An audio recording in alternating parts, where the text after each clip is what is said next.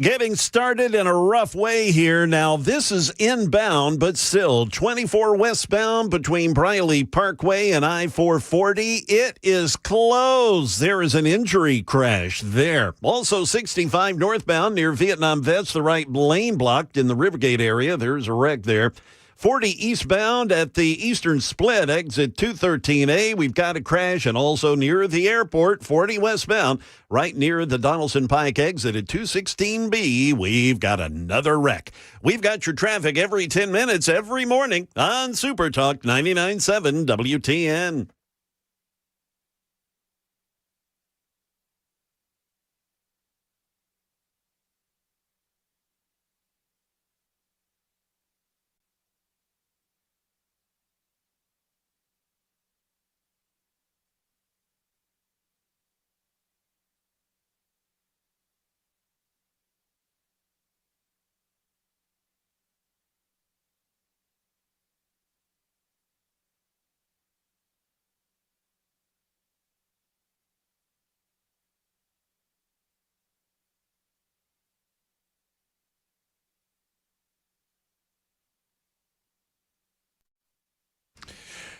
Hello, kids. Welcome in, one and all. It is a Thursday edition of the Matt Murphy Radio Show, getting underway for another day. Conveniently, my name is Matt Murphy. It is day 301 of the Trump's second term as President of the United States of America. The Trump man, 47 and 45, has 1460.5 in total in this term, unless he wants to go for number 3, and in which case he's got a lot longer. It is episode 924 of our gatherings together. I appreciate you. If you've been here for every single one of them, I say thank you. My goodness gracious. I don't feel like I've been here for every single one of them, but if you have, I appreciate that. You can find us on a lot of different platforms. Let me tell you about some of those right now as we offer you the pleasantries and get this show lumbering under its own weight. You can find us on TuneIn, on Spotify, on iHeart. Those are all digital applications that you can carry with you wherever you go. You can also find our own digital app, if you will, by going to your app store and typing in Supertalk 99.7 WTN. It's a great way to carry us wherever you go via your laptop or perhaps your smartphone technology. You can also find us on the radio, 99.7 FM, from Alabama to Kentucky and all points in between. And, of course, then there's Talk TV. For you masochists and the listening audience that want to watch how we do these things, you may do so by tuning in. That would be YouTube, Facebook, Twitter, Twitch, or Rumble. YouTube, Facebook, Twitter, Twitch, or Rumble. If you happen upon YouTube, give us the old like, subscribe, thumbs up. And the YouTube chat is an insane place. Insane people go there to say insane things, and we love every single one of them. I love every single one of you over on the YouTube chat, and I thank you for participating on a regular basis. I don't say that enough. Go to YouTube, Facebook, Twitter, Twitch, and or Rumble. Today, players of the show that you might hear from time to time, young Jackson Williams. He's behind the glass, making sure that everything that comes out of our speakers sounds as good as humanly possible. Say hello, Jackson. Hello. How are you? I'm good. How are you? You look, well, just get you a big old swig of water there, buddy. Got to keep hydrated. You couldn't hear it. Oh, Had yeah. a tickle in my throat. Did you? Mm-hmm. Yeah, well, I hope you work on that. Hope you're not sick. Bell looked sick. Might want to spray that joint down. Kay looked sick. He Who's was Kay? Bell Kay. He looked yeah. sick. I mean, look at him. That's not the way that he normally looks. He looked sicker than normal. I don't know. Harper's back in the newsroom. That would be one Jay Harper subbing in for, I hope, the vacationing and not ailing Ken Weaver. Hello, Jay. Yes, it's my understanding he is indeed vacationing, as I have been asked to fill in months ago. So this was not a spur-of-the-moment thing. So that's today and tomorrow? That is correct, sir. Love seeing you back there. Man, always good to see my man, Double M. How you doing? Oh, hanging in. Yeah, hanging in. Like a hair in a biscuit. Pretty much. Yeah, yeah. How's the old podcast going, by the way? Man, we are just kicking tail and having big fun, Matt. I absolutely love it, and I love watching it, and I invite you, for those of you who do not know, Jay Harper and the former incredible employee of Super Talk 99.7 WT and Johnny B, they do a podcast on the regular called Circle in the Drain, and it's a fabulous watch. It's a fabulous listen, and I encourage people to engage on their own devices. You're everywhere, right? Yeah, pretty much. I mean, it can be watched on, all the social media platforms, and we're on all of the audio platforms And- that you can think of. And one thing I love about that podcast you guys are doing, I think you're in double-digit episodes now. Yeah. I love that you never know who might pop up on that podcast. Yeah, we've had some fun guests, including one Matt Murphy. What? Yes. What? Yes, and Matt, that episode's going to be airing, I believe, next week. That's what I've been told. Yeah. I've been told. Hey, Jackson, I've made it. My episode's dropping, baby. Yeah, baby. I got I got a package named after me at Contours LLC, and now I'm dropping on a podcast episode of Circle in the Drain. That's big time in it. Yeah, and I tell you, we just a little tease, as they say in the biz. We get Matt kind of misty. I do. Yeah. I do. Yeah. Talking about old times, old school radio stories, get me a little choked up. Give me a little. I get a little teared up there. You'll see. Big baby. I'm an emotional wreck, Jackson, as most people know. Highs and lows. All right, a lot of highs and a lot of lows in the world of politics today, and we'll get into all of the stories coming up with you. Obviously, we invite you to be a part of the show and a part of the discussion. I love more than anything else discussions with you via the telephone, 615-737-9986, 615-737-9986. You can hit us up on the phone lines. You can also hit us up on the super text line. It's the same telephone number. You can hit me up on a lot of social media platforms. I mean, obviously, I'm on the X machine more than anything else. I'm on Instagram. Find me on Instagram, Matt Murphy Show. You can see my ugly face there on Instagram. You can also find me on Facebook, Matt Murphy or Matt Murphy Show. It's the same stuff. I have two different pages. I don't know what. The only reason I have two different pages is I haven't figured out how to merge them. And it used to be that you were capped at 5,000 on your personal page, which is what I started out. You don't need to know all of this, but you get it. So I got two different pages, but find me on either of those and like and subscribe us over there. And then mostly on the X machine, at Matt Murphy Show. That's at Matt Murphy Show. If you want to see some of the receipts for the show prep that we do on a regular basis, a lot of that's over on the Twitter side. So if you go over there, you see a lot of the source material that I use to prep the show. I kind of use that as a trampoline to make sure that I'm in the right direction when it comes to doing the show from 3 until 7 on a day-to-day basis. So there was what some are referring to as a poison pill in the agricultural appropriations bill regarding hemp production, and we're going to talk about that story again today. We talked about marijuana and marijuana use at length yesterday. We will touch on it again today.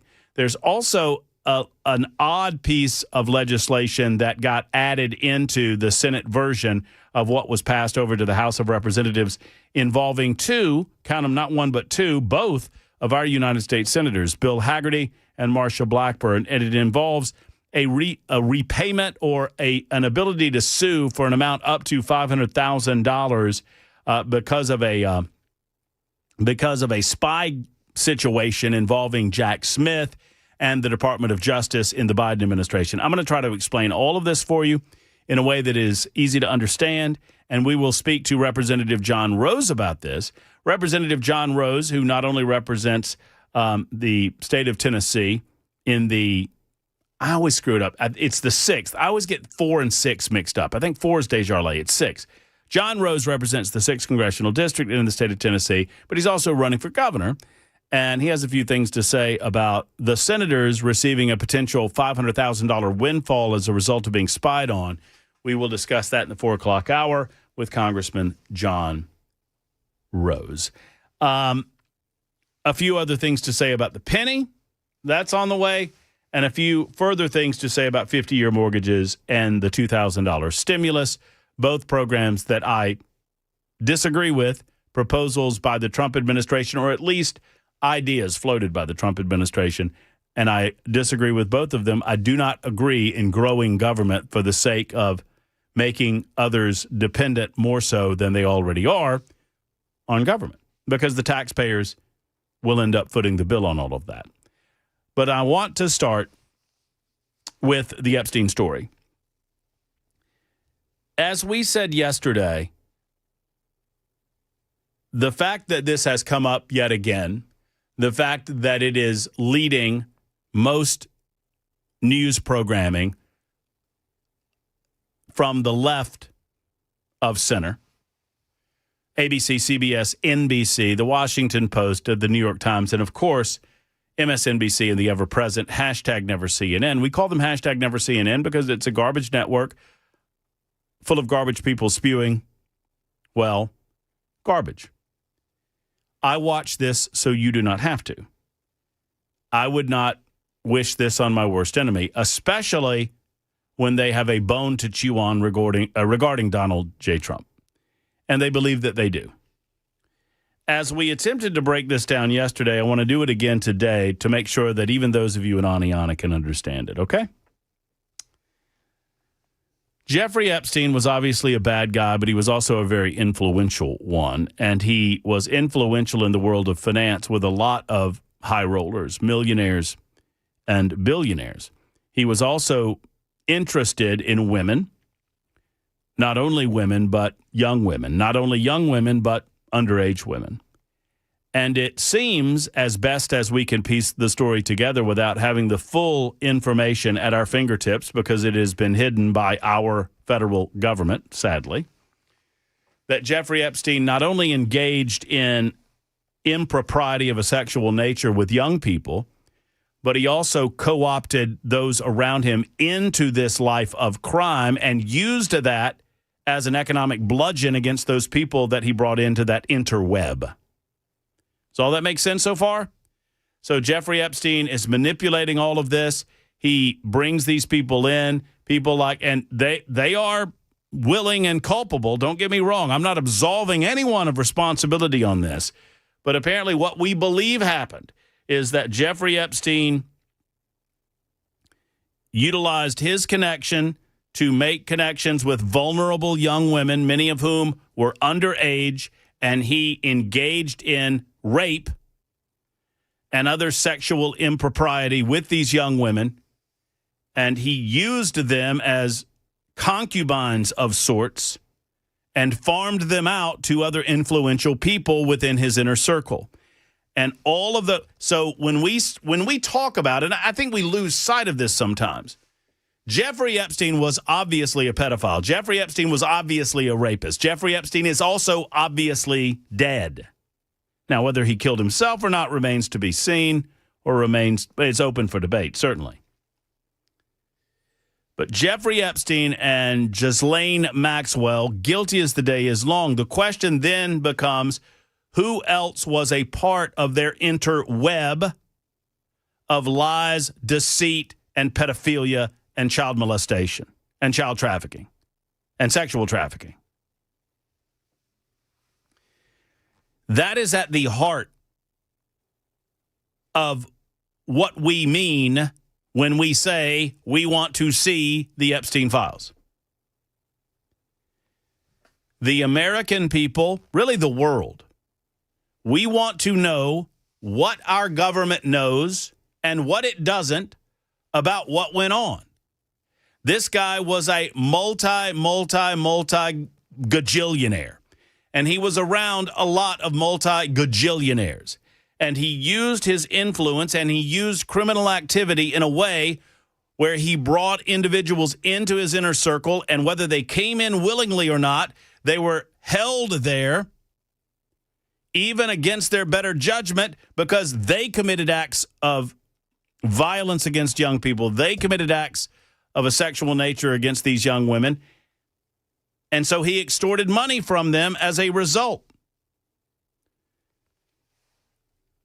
And those of us who want justice, those of us who want to know the truth, want to know the unvarnished truth. What happened? How did it happen? And who is walking free that was responsible for some of these heinous, disgusting acts that can be held responsible today in 2025. And I don't care who it is. And you shouldn't care who it is. And I hope you don't. If we truly believe in blind justice, we should allow that sense of blind justice to take us wherever it leads and to open whatever door it takes us to and to cast the disinfecting light of truth on this entire matter. What is frustrating to those of us who do support Donald Trump and believe that the political left is using this as a bludgeon against his presidency, which they are, and there's no question about that. There's no question why this is coming up today. This is coming up today, and it came up yesterday because the Democrats just had a pretty rough 40 days. They played chicken with an 18-wheeler, and that 18-wheeler ran them over. That 18-wheeler was named Donald J. Trump, and he created a dynamic by which the Senate Democrats held the line and demonstrated to the American people that they were not responsible for the government shutdown, that it was most certainly the Democrats that were. And the Democrats were never going to open the government back up before they held these elections in Virginia and New Jersey and New York, because they thought their best chance of winning Virginia and New Jersey and New York would be the government shutdown, especially in Virginia, where so many people work for the federal government. And so soon after, as predicted by many of us, the Democrats caved because the Republicans held the line.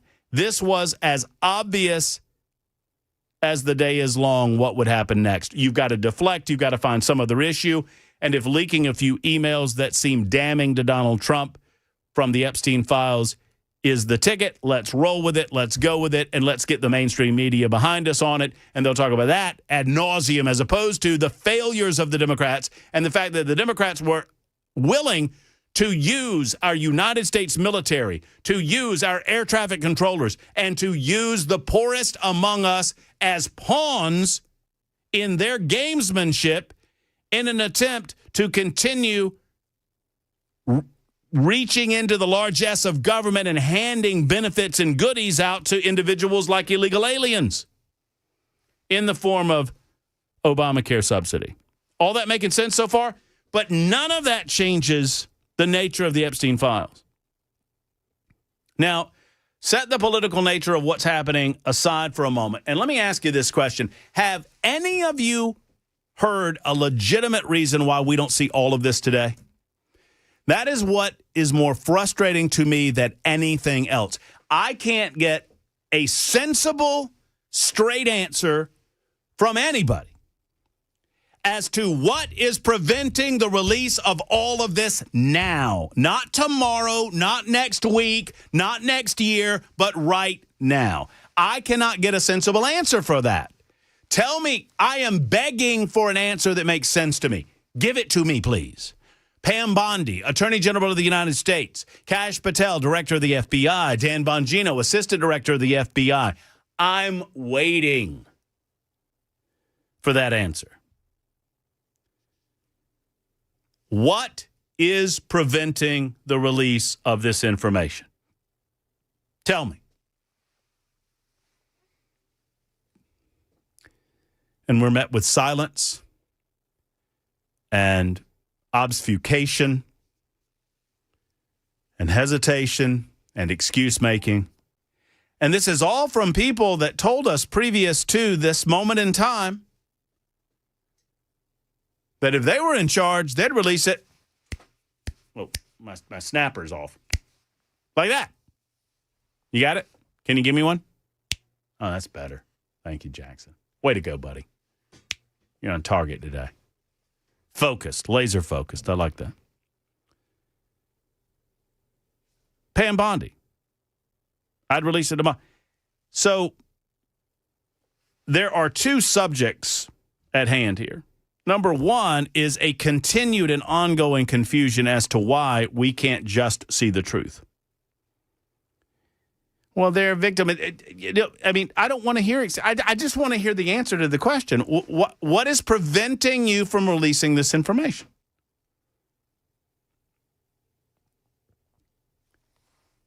Because I don't believe for a moment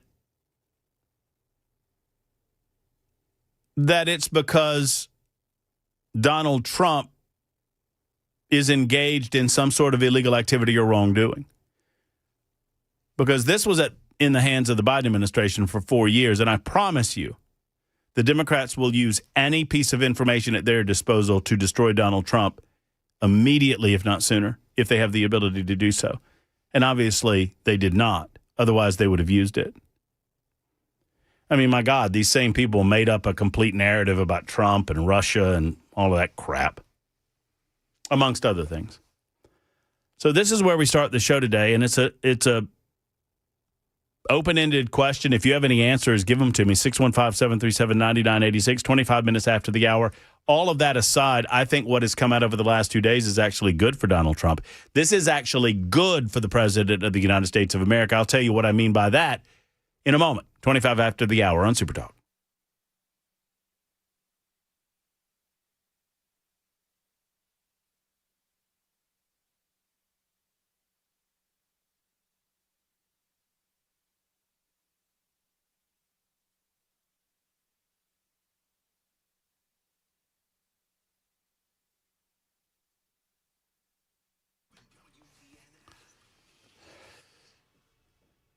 Hello, gang. Genesis Diamonds is presenting the holiday love event of the year. It's the biggest and final sale for Genesis in 2025. This is the big one. This is the one that folks wait for.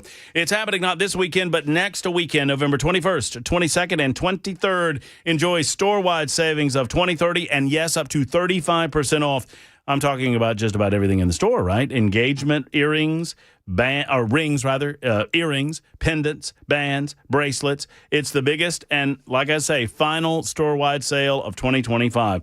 If you've lived here for a while, you know this is the big boy where all the rules are thrown out of the window. Acclaimed designers will be there with their entire collections. The staff at Genesis, they are here to help. They don't work on commission. They work to serve you and help you find that special something for that loved one in your life, whether it's a holiday gift, a Christmas gift, if you will, or a fall engagement, whatever the occasion. Do not miss the incredible savings event. Up to 35% off Genesis' amazing everyday low prices store-wide. 3 days only, November 21st, 22nd, and 23rd. And don't forget, zero interest financing is available on approved credit exclusively at Genesis Diamonds, Cool Springs, and Green Hills. Tell them Matt Murphy sent you to Genesis.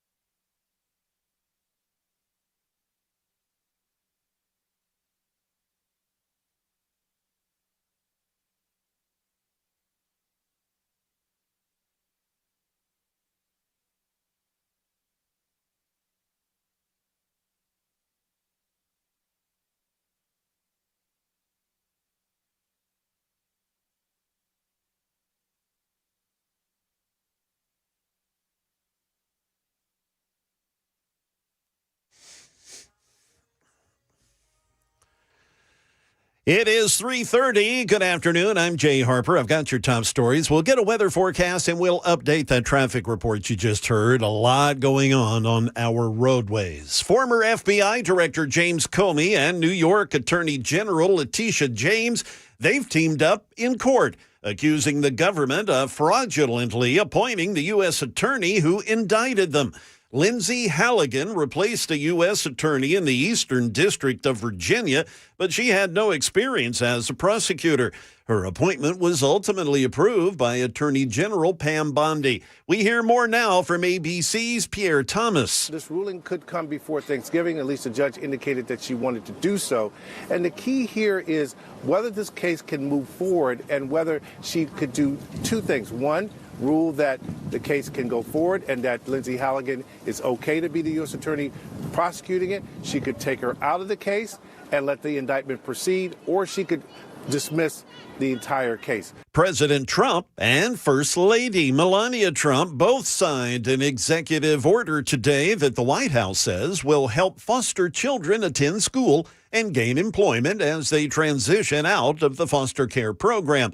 The order, tied to the First Lady's Be Best campaign, aims to create pathways for foster youth in both the public and private sector.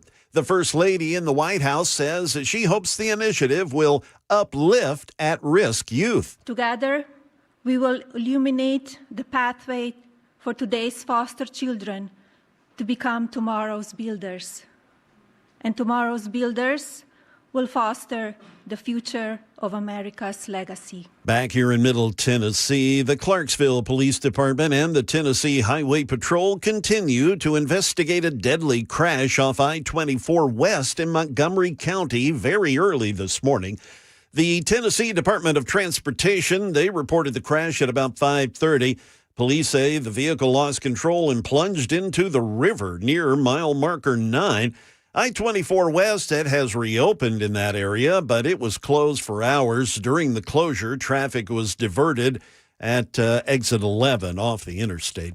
Another deadly crash reported in Clarksville this morning on Ashland City Road, and a third crash with serious injuries also happened this morning along Fort Campbell Boulevard.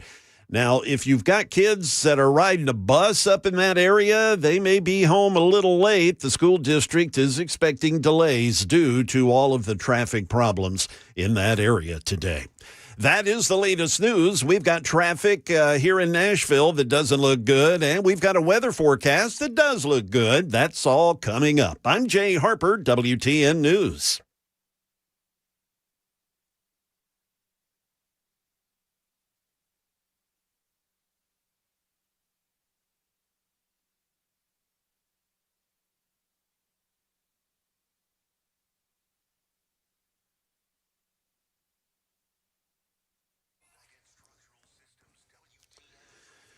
Oh, traffic looking ugly. We've got the interstate shut down on I-24 westbound between exits 54 and 53. All four lanes are blocked. Traffic is kind of inching by on the right shoulder, but traffic's backed up all the way to Old Hickory Boulevard. Again, that's inbound on I-24.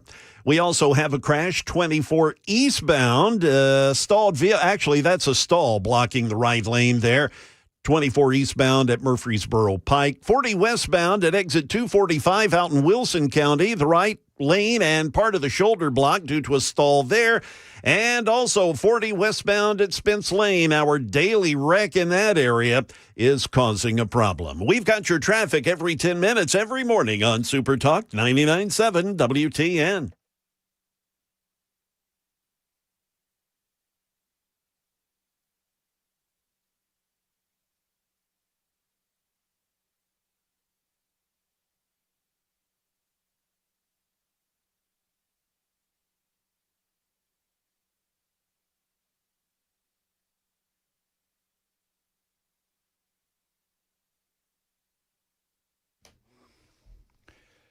Hello, friends. Matt Murphy for Men of Valor. Men of Valor, what a wonderful organization. If you're just new into the state of Tennessee, let me tell you how Men of Valor operates, because I've had such a pleasure being a part of this organization for the last several years now. Men of Valor is a 401 or 501c3. I think that's right. They are funded by individuals, families, and churches. They take no money from the government, but they do have a relationship with the government in as much as they go into the prison system in the state of Tennessee and they win hearts and minds and souls to Jesus Christ. And in doing so, ministering directly to the incarcerated, most of whom are going to get out of jail. 90% of the people in jail are going to get out at some point or another. So when you minister to those individuals, you create a giver's heart as opposed to a taker's heart. And when they get out of prison, they carry that with them. They equip men with tools and resources that they need to succeed upon being released. And whatever donation we make to Men of Valor, and I make one on an annual basis, actually more than an annual basis, and I encourage you to do so as well, you get back 2, 3, 4-fold because they reduce the recidivism rate. These men don't incarcerate again, they don't offend again, and they become productive members of society. That's what it's all about, friends. So if you are thinking about gift giving during the holidays, may I implore upon you a gift to Men of Valor. Go to movministry.com. That's movministry.com. Volunteer or give to Men of Valor.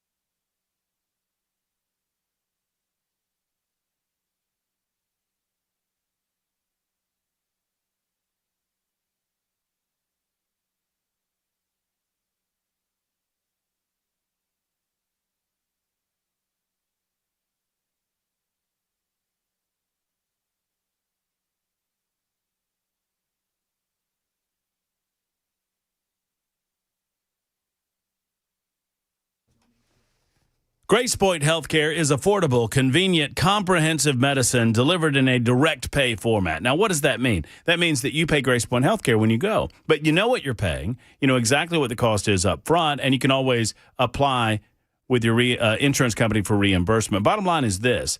Nothing should come between you and your doctor, and nothing comes between you and your doctor at Grace Point Healthcare. This is the way that it should be.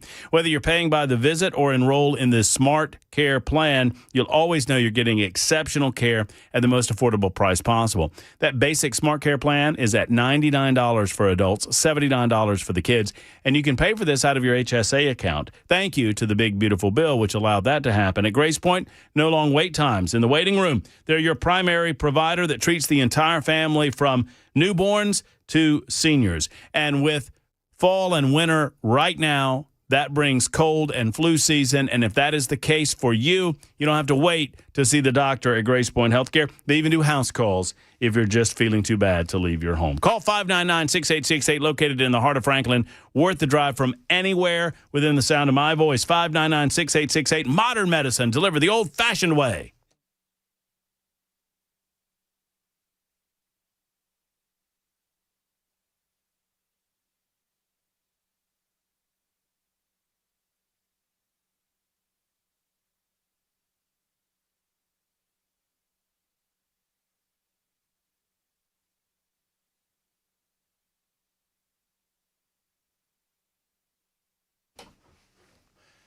Oh, hi.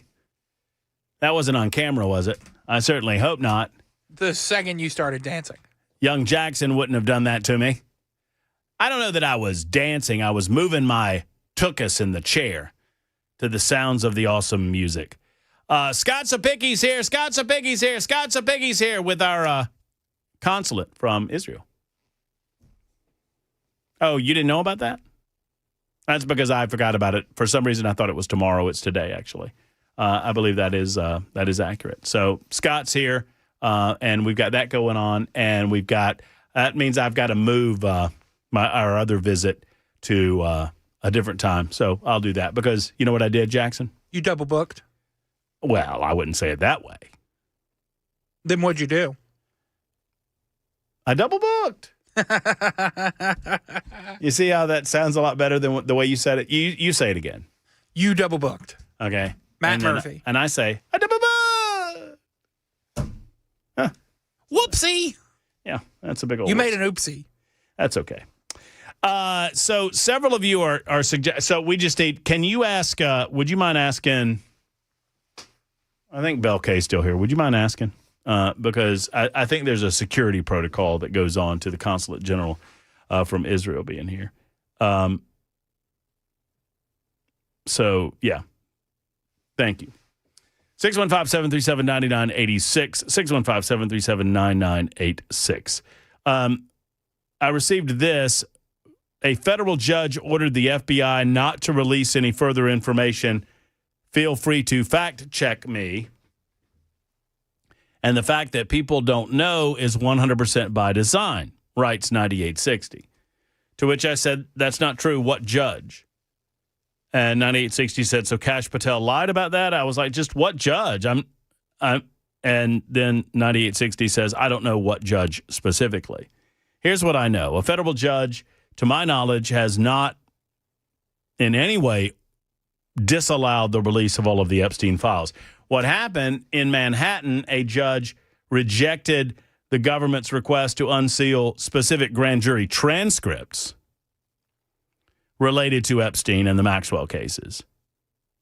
That judge, just reading from the ruling now, ruled that the government had not met the high bar for unsealing the documents and noted that the government possesses a much larger collection of Epstein-related materials that it could release instead. So what the judge said was, wait a minute, before you release these grand jury transcripts, which are considered sacrosanct within the judicial system because the grand jury is secret by its very nature. It needs to be secret because no one has been accused of a crime, or no one has been indicted for a crime at the time that some of this testimony is happening.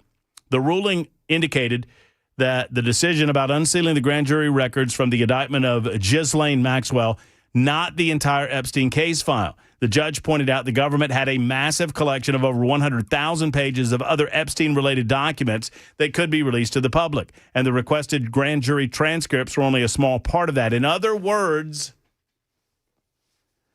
before you demand that we release these grand jury testimony transcripts, you should be releasing the other files. So there.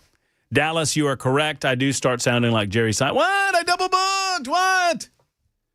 It was a double book. You book once, it's okay. You book twice, you've double booked. What are you going to do with that? You're going to deal with it. That's what you're going to do.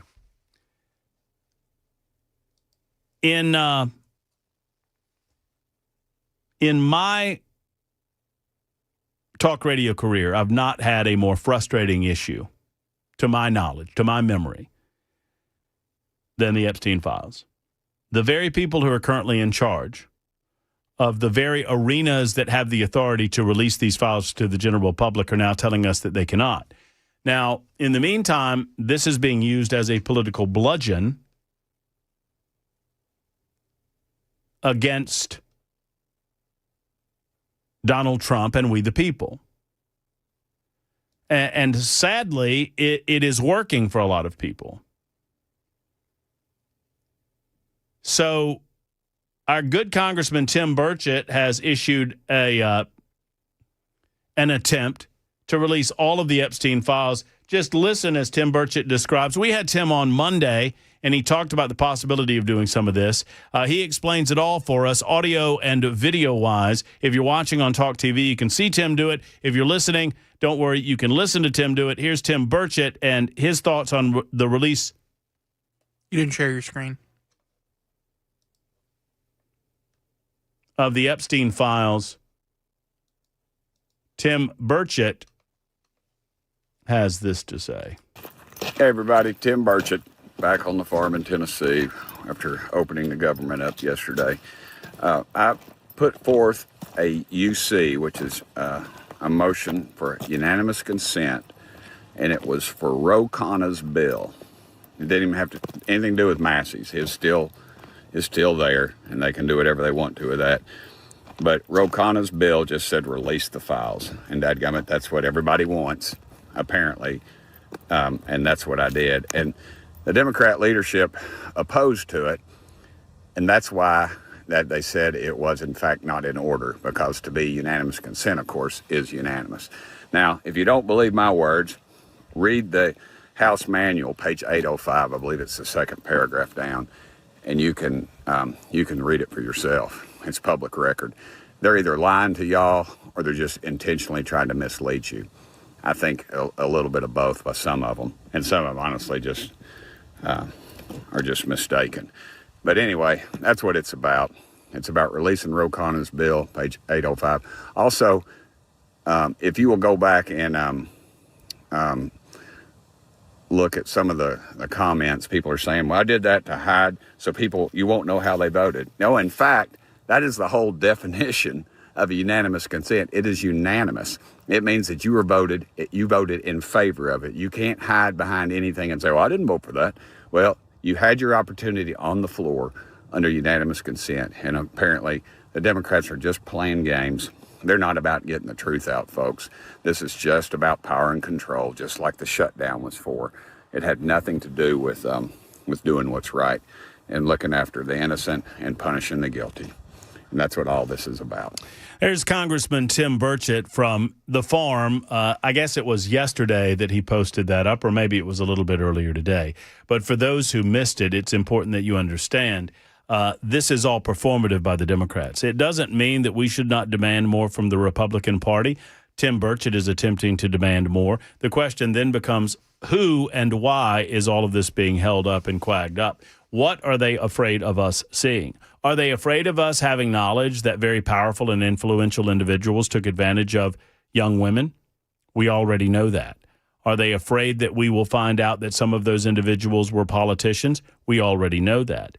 Now, I would expect that anything and everything regarding Donald Trump with a negative bent to it has already been released, to include these emails that were, quote unquote, leaked out over the last couple of days, intentionally so, to try to cover up the mess that the Democrats created for themselves over the last 40 days. Let's explain these things. Because if you get into the nature of these emails, they actually exonerate Donald Trump more so than they find him culpable of anything.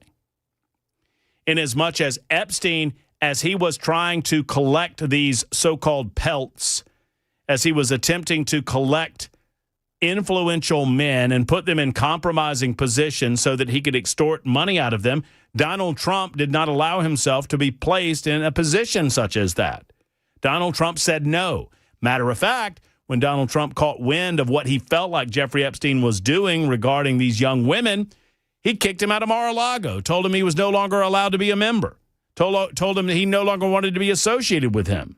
Now, there are some that are suggesting Trump should have gone further and done more to allow the authorities to recognize what may or may not have been going on. Who knows how much Donald Trump knew about what was going on? It was widely reported that individuals in and around the inner circle of Jeffrey Epstein were well aware, even if they were not engaged in this illegal or immoral activity.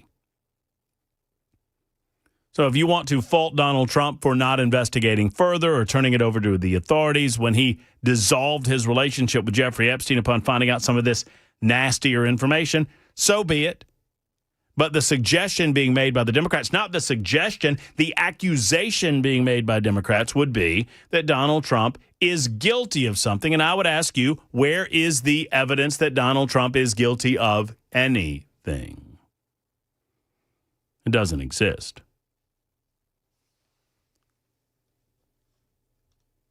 The Epstein info being selectively leaked by the Democrats is garbage. I would agree. I want anything and everything that the Department of Justice has in their possession to be released to the American public so that the American public can sift through it all. Now, for those, 2482 has fallen into this trap too. Trump wanted to release the grand jury info. A judge blocked it. The judge blocked the grand jury info release because the judge in that Manhattan case said there are other ways to get this information to the public. The Department of Justice has tens of thousands of pieces of information that doesn't involve grand jury testimony. Until and unless they release that, why would I go to the extra step of releasing the grand jury testimony? That is what the Manhattan judge said. Because the grand jury testimony is by its very nature, it's secretive and should be. Y'all understand that? Hope so. This conversation merits a retort, but understand it is, from the Democrat standpoint, they didn't care anything about it. Anything about it during the 4 years that Joe Biden was president of the United States. And they had this information in their control. They only care about it in as much as what they can use against Donald Trump. Okay? 51 after the hour, Super Talk 99.7 WTN. Lots of things going on in the next couple of hours, to include the Consulate General of Israel with Representative Scott Sapicki in the House, plus Congressman John Rose a little bit later on today. I double booked. What am I supposed to do? Super Talk 99.7 WTN.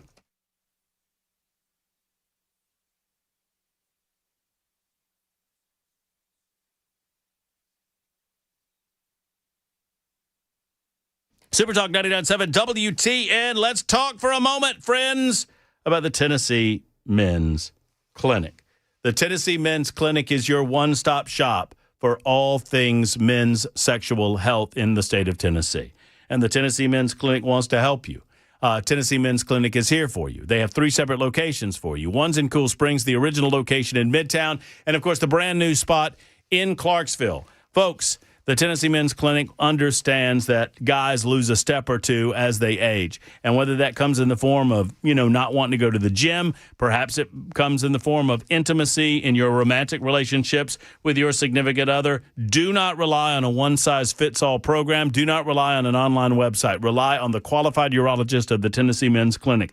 They can help you handle this, deal with it, and get beyond it. Gentlemen, it's time to get back in the ball game. Sometimes it's a combination of treatments that finally unlock the results that you've been missing. Sometimes it's as simple as a low T issue that they can address right there in their office. $99 for your first visit. 615-208-9090. 615-208-9090 or online at TennesseeMen'sClinic.com.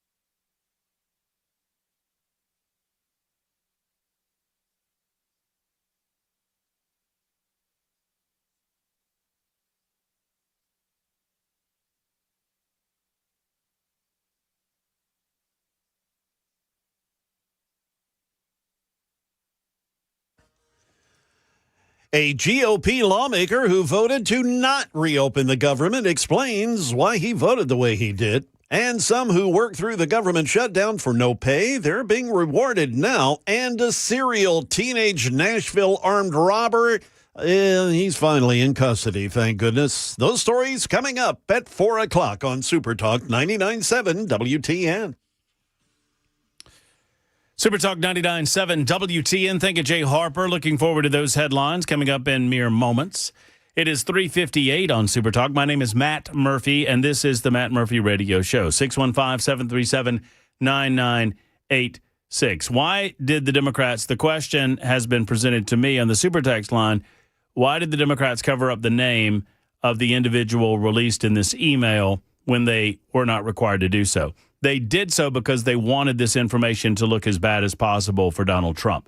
Their purpose is not to get to the truth. Understand, our purpose is to get to the truth. My purpose is to lay the truth on the table and allow the American people to see what happened, or at least as far as the Department of Justice knows, the FBI and other agencies, what exactly happened, who knew what when, who was accused of what when, exactly what we know regarding Jeffrey Epstein and his conspiracy to draw young, oftentimes underage women into a sexual trafficking ring involving individuals not just around the country but around the globe.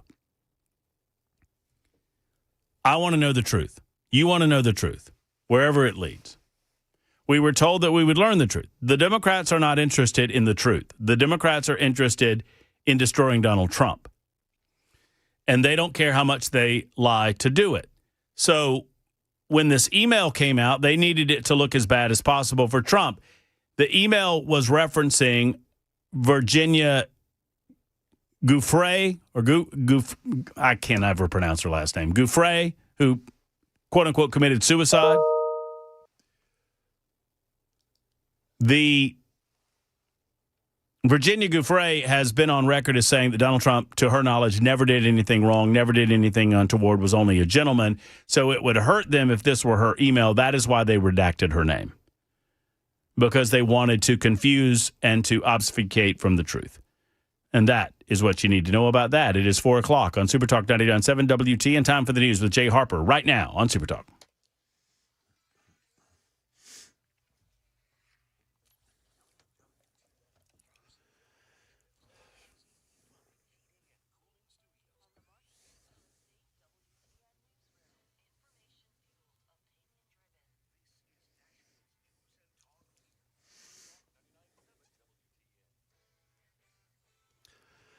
Good afternoon. It is 4 p.m. I'm Jay Harper with your top stories. We will get you that weather forecast and an ever-changing traffic report coming up. One of the Republican lawmakers to vote no on the bill to fund the federal government that passed Wednesday night was Florida Congressman Greg Stube. He released a statement saying he could not support the resolution because of a Senate addition that allows senators to sue the government for $500,000 in damages if their records are subpoenaed without their knowledge. It stems from the special counsel investigation into the 2020 election. South Carolina Senator Lindsey Graham, he had his phone data accessed and pushed for the addition. Stube tells ABC News that's why he voted no. If he wants to sue the Justice Department based on current law and what happened at that time, he's obviously free to do that. But to create a legal cause of action for 8 or 9 specific senators that fall into this area and then limit the defenses that the Department of Justice have and guarantee $500,000 in taxpayer money to go directly to those individuals, I just don't think that's right. Homeland Security, they're offering bonuses of up to $10,000 to TSA agents who work throughout the government shutdown, even when they weren't getting paid. As airports return to regular operations, the flight delays and cancellations, though, could take some time to get all cleared up. Here's ABC's Sam Sweeney with more on the details of those checks. Christy Nome says that they will be given out to those who did exceptional service or exemplary service over the last 6 weeks, those who showed up at the TSA checkpoints, who didn't call in sick, who picked up extra shifts and did their job. She says they will be evaluating every transportation security officer. Keep in mind, there are more than 60,000 TSA employees who were working without pay. Prosecutors allege that a mobster made a family business out of targeting Gen Z gamblers. It was a family affair in New Jersey when officials cracked what they say is a multi-million-dollar betting ring that preyed on Gen Z gamblers, including college students and athletes. Prosecutors say Lucchese crime family soldier Joseph M. Little Joe Perna financed the gambling ring that included his 3 sons, 2 nephews, current wife, ex-wife, and 2 former college athletes. New Jersey Attorney General Matthew Platkin announced on Thursday the arrest of 14 people for their role in the alleged scheme. That is Peter Chambralis, who is reporting. Back here in Nashville, a 16-year-old teenager was arrested yesterday after allegedly robbing a cell phone store in South Nashville. Karan Simpson, he's 16 years old. He's accused of trying to rob Dragon Wireless on Murfreesboro Pike in his latest offense. That's according to Metro Police. There is a long list of this young man's alleged offenses. Let me take a deep breath to get through them. He allegedly robbed the Subway on Bell Road on November 10th, Supermercado on Murfreesboro Pike on November 6th, Family Dollar on Bell Road on October 24th, and October 25th, the Escape Game on 3rd Avenue North on October 23rd, Wireless Z on Charlotte Pike on October 28th. This young man, again, 16 years old, he's admitted to robbing these places with a gun and faces 7 counts of armed robbery in juvenile court. That's the latest news. Traffic and weather are next. I'm Jay Harper, WTN News.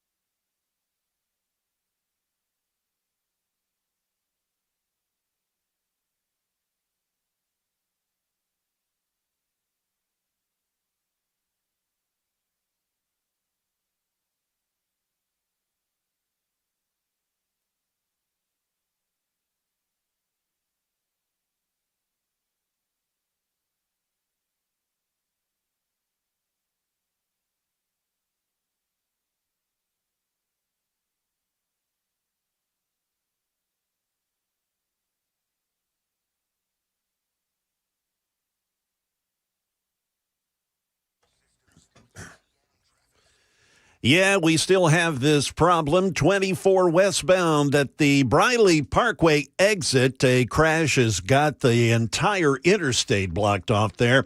They're actually, I'm looking at traffic cameras. Police are diverting traffic onto Briley Parkway. Again, this is 24 westbound. The traffic, it's backed up all the way to Bell Road. And if you're thinking about getting on Murfreesboro Pike, well, a lot of folks are thinking that, so you'll have a lot of company there as well. We also have a crash 65 southbound just past I-440. 40 westbound before Charlotte Pike. We've got a crash, exit 201. And also 840 westbound at exit 31 in Williamson County, a crash. We've got your traffic every 10 minutes every morning on Super Talk 99.7 WTN.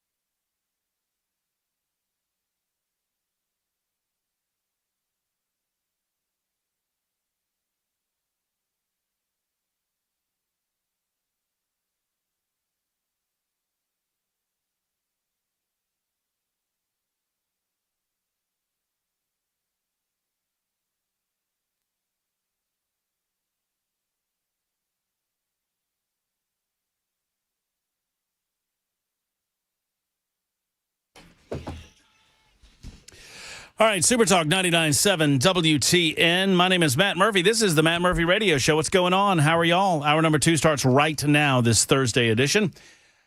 It is episode 924, and I told you it would be just a gang of guests coming in.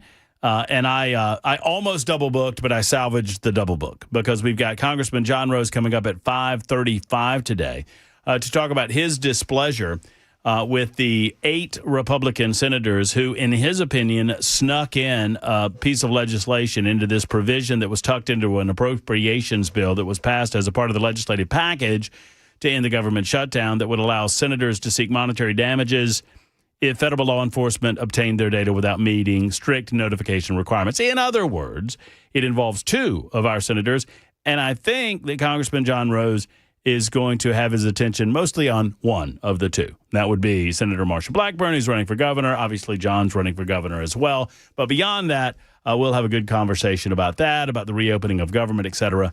That's coming up at 5:35. Now, never you fear, Jackson. I know you're thinking to yourself, but Murphy, that's where Nincompoops in the News normally goes. Jackson, I'm going to make it your call. We can do Nincompoops at like 10 after 5. We can do Nincompoops at 6:05. I think 6:05 is an appropriate time to do 6:05. 6:05 it is. So we've got Representative Scott Sapicki. He's going to be joining us in a moment. He has gone to get our next guest. Scott facilitated this next guest, and we're pleased to have him coming into the studio with us. And so that's coming up in just a couple of minutes, where we will welcome to the program the Consulate General for the Southeast region of the United States of America for the State of Israel. His name is Aten Weiss, and I hope I'm pronouncing that correctly, but he'll be along with us. There's a certain security apparatus that has to be involved when you're talking about the Consulate General, and so they're working all of that out right now. So hopefully that will be happening very soon. He's in town to meet with a number of different folks in the state of Tennessee. It's my understanding there's a budding economic partnership, not just with the United States of America, but with the state of Tennessee and the state of Israel. And we'll talk about that, amongst other things, as we get that conversation going on Super Talk 99.7 WTN. I mentioned this story that is brewing, especially in our state, because of the 8 senators that were involved. 2 of them are from the state of Tennessee. But these Republican senators whose phone records were obtained, I don't know that any of us aren't concerned about how all of this went down during the Biden administration. We most certainly are. Where phone records were obtained as a part of Jack Smith's 2020 election probe, and Jack Smith enabled and empowered the Department of Justice to illegally obtain phone records. And I'll say illegally because I don't see the legal justification for any of this. These phone records of 8 separate senators. The provision that was tucked away in an appropriations bill, I won't say snuck in. Maybe Congressman John Rose would. I won't say it. It was tucked in, certainly. into an appropriations bill that passed as a part of the package allows senators to seek monetary damages if the federal law enforcement obtain their data without meeting strict notification requirements, according to the records that I'm reading from. So the new law came in response to a release of the FBI document, an FBI document this past October, which was dubbed Arctic Frost, and it's an operation that we've talked about in the past on our show that has been discussed quite a bit on Nashville's Morning News, Chris Hand, Chad Benson, etc. The FBI document in October showed that investigators obtained records in 2023 about telephone calls regarding 8 senators and 1 House member who made said calls in the days surrounding the January 6th, 2021 attack on the U.S. Capitol. The revelation, rightly so, angered many Republicans who said the Justice Department under the Biden administration weaponized and was targeting GOP lawmakers for political purposes. According to the FBI document, the agency, quote, collected limited toll records. Toll records include information like which numbers participated in a call, how long said call lasted, does not contain the actual contents of the conversation. In an October 21st letter to lawmakers, attorneys for Smith defended his actions as, quote, lawful, proper, and consistent with established Department of Justice policy. His lawyers also previously said he would like to testify publicly about the investigation. The provision in the shutdown deal required service providers to notify Senate offices and the sergeant at arms if federal law enforcement requests data from lawmakers' offices, which seems reasonable, kind of a check and a balance against the Justice Department or the executive branch and the legislative branch. However, there are some exceptions if the senators are targets of criminal investigation. That's also reasonable. This is the provision that confused a lot of people, including me. Senators can pursue damages of $500,000 if law enforcement seeks an order blocking notification or if the data is obtained without notice. And it's retroactive to 2022. Proponents of the legislation argue the steep penalty is necessary to deter future abuse by the executive branch. But the prospect of senators reaping a windfall under legislative language they inserted at a last minute has angered many, including our own Congressman John Rose. So we'll be talking with him about that coming up at 5:35 this afternoon and get his thoughts on what, if anything, can be done about it. There are efforts.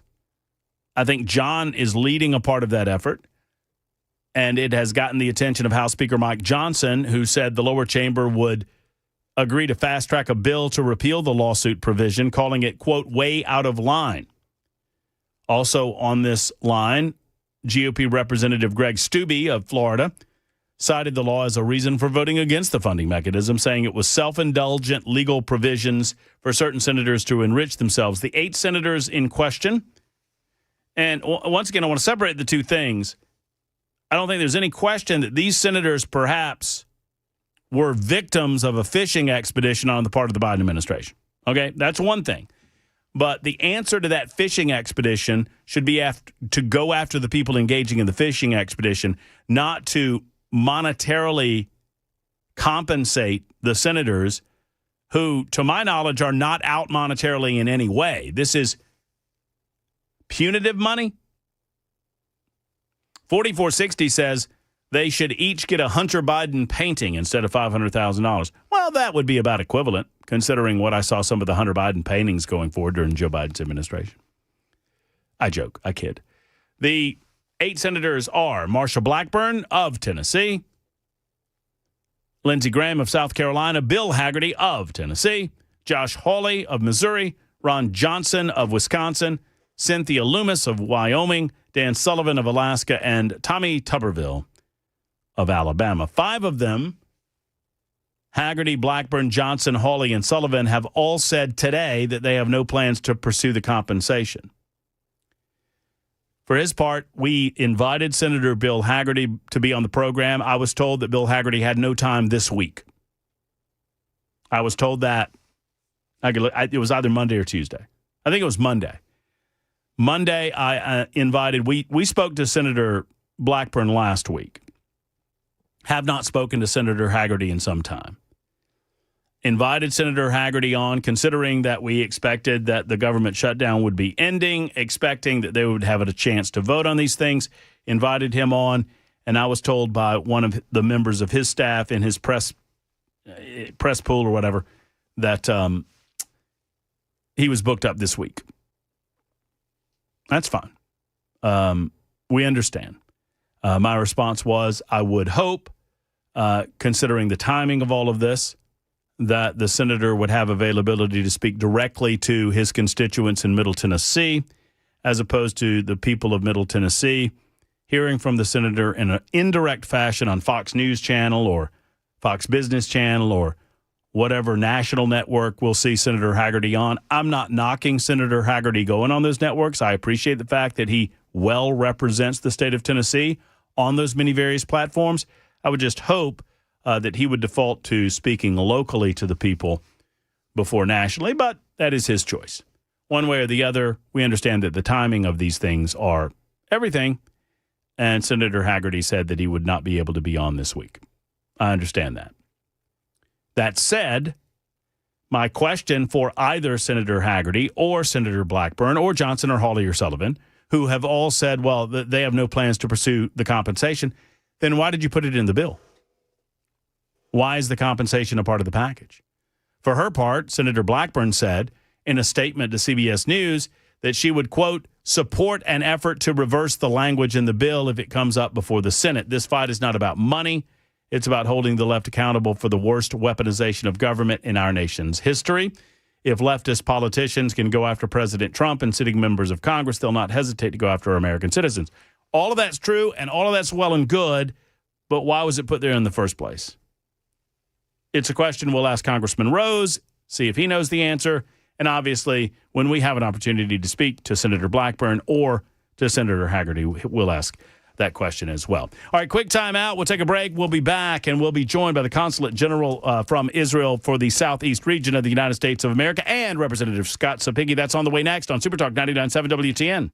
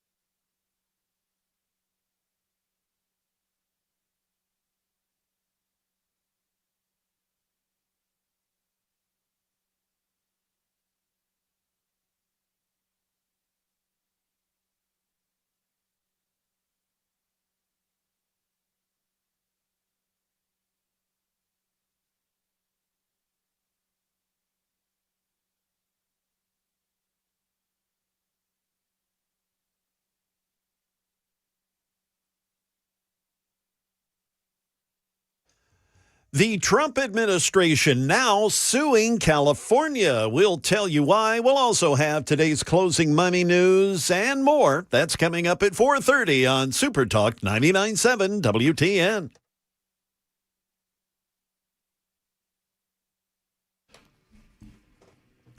We got to have a pretty boy in the studio, don't we? Two of us. Oh, well, you two? Yeah. I'm not included in that. 24 after the hour, the Matt Murphy Show continues. Super Talk 99.7 WTN. As forecast by us, we are joined. It's our pleasure to be joined by the Consulate General from the State of Israel in the Southeast region.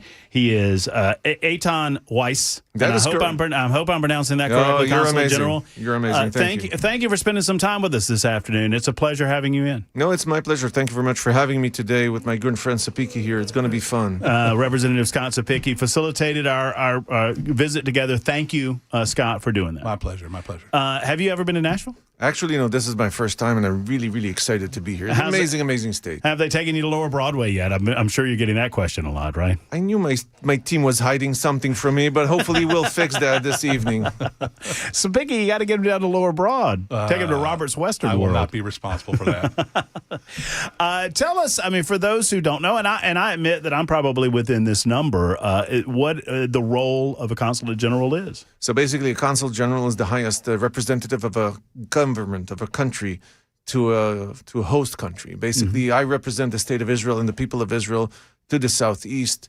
and my job is making sure that the relationships between our peoples will be stronger, and also on the economic sphere, bringing businesses, Israeli businesses here, businesses from the southeast into Israel, and basically making everyone more, I would say, happy when it comes to Israel. And strengthening the relationship between the two great nations. And that too, yeah, of course. Yeah. I mean, obviously, it's been a lot of, the conversations involving our two nations over the last several years, sadly, have revolved around October 7th. And I'd be remiss if I didn't start there and talk to you about October 7th, the nature of the horrific attack against your country, and how that kind of changed your role in the United States, and how, if anything, it strengthened the relationship between the United States of America and Israel. Well, first of all, I think October 7th, the calamity that took place in Israel against the innocent Israelis, showcased to the world that Israel's right to exist among the nation is not yet secure. And in this important point of time comes the importance of the relationship with the great America, with the great United States, because without the support of the United States, not just since October 7th, but since Israel was established as a country, we wouldn't be here to tell our story. And it's extremely important to remind everyone that Israel is the only democracy in the Middle East. We're the bastion of democracy in the Middle East. And it's extremely important for the interests of not just the United States, but the entire Western world to keep the fundamentalist and extremist beliefs that we see in the Middle East from coming into this part of the world. And we're the bastion, making sure that, the democratic values that we share and appreciate and the freedoms will be stronger than ever in the region. Have you noticed since October 7th? Because in the aftermath of the horrible attacks, I felt like there was a groundswell of support and love for the Jewish people and for the state of Israel. And now I've noticed in my world and what I do on a regular basis, which is talk about these very important issues, there's been an underlying pushback of, I won't even address the anti-Semitism, but even almost a belief that we should separate geopolitically from the state of Israel. I don't pretend that it's a majority in the state of Tennessee. I don't believe it is.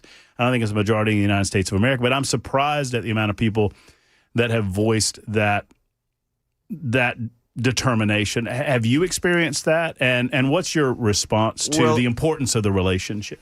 It's important to know two simple facts. The first thing is that sadly Israel is getting bad coverage through the, I would say, international media outlets. Why they're doing it, I don't know, whether it's anti-Semitism, whether it's because of whatever cheap capabilities of doing their jobs as reporters. But we just saw a couple of days ago, the head of BBC resigned because of research showing that the coverage of the BBC, again, the BBC, on the war with Gaza was terrible. They were promoting Hamas, a terrorist organization that killed Israelis, Americans, and others, even Palestinians. They killed their own. They promoted their agenda using the BBC's capabilities, and they basically, helped the Hamas delegitimize Israel in front of media audiences around the world. Not just them, also the New York Times and other media outlets over there. They're not doing their job properly, and they're basically giving a free pass to Hamas's lying propaganda against Israel. That's terrible. Now, it's also important to note that the relationship between Israel and the U.S., it's not a one-way streak. Israel is definitely dependent on the United States' abilities and capabilities to help us, especially when it comes to the Foreign Military Act, basically giving us a big store credit. It's not that this administration or the U.S. government is giving us like a free check to do whatever we want with. No. They're giving us a store credit that we need to use only in the States.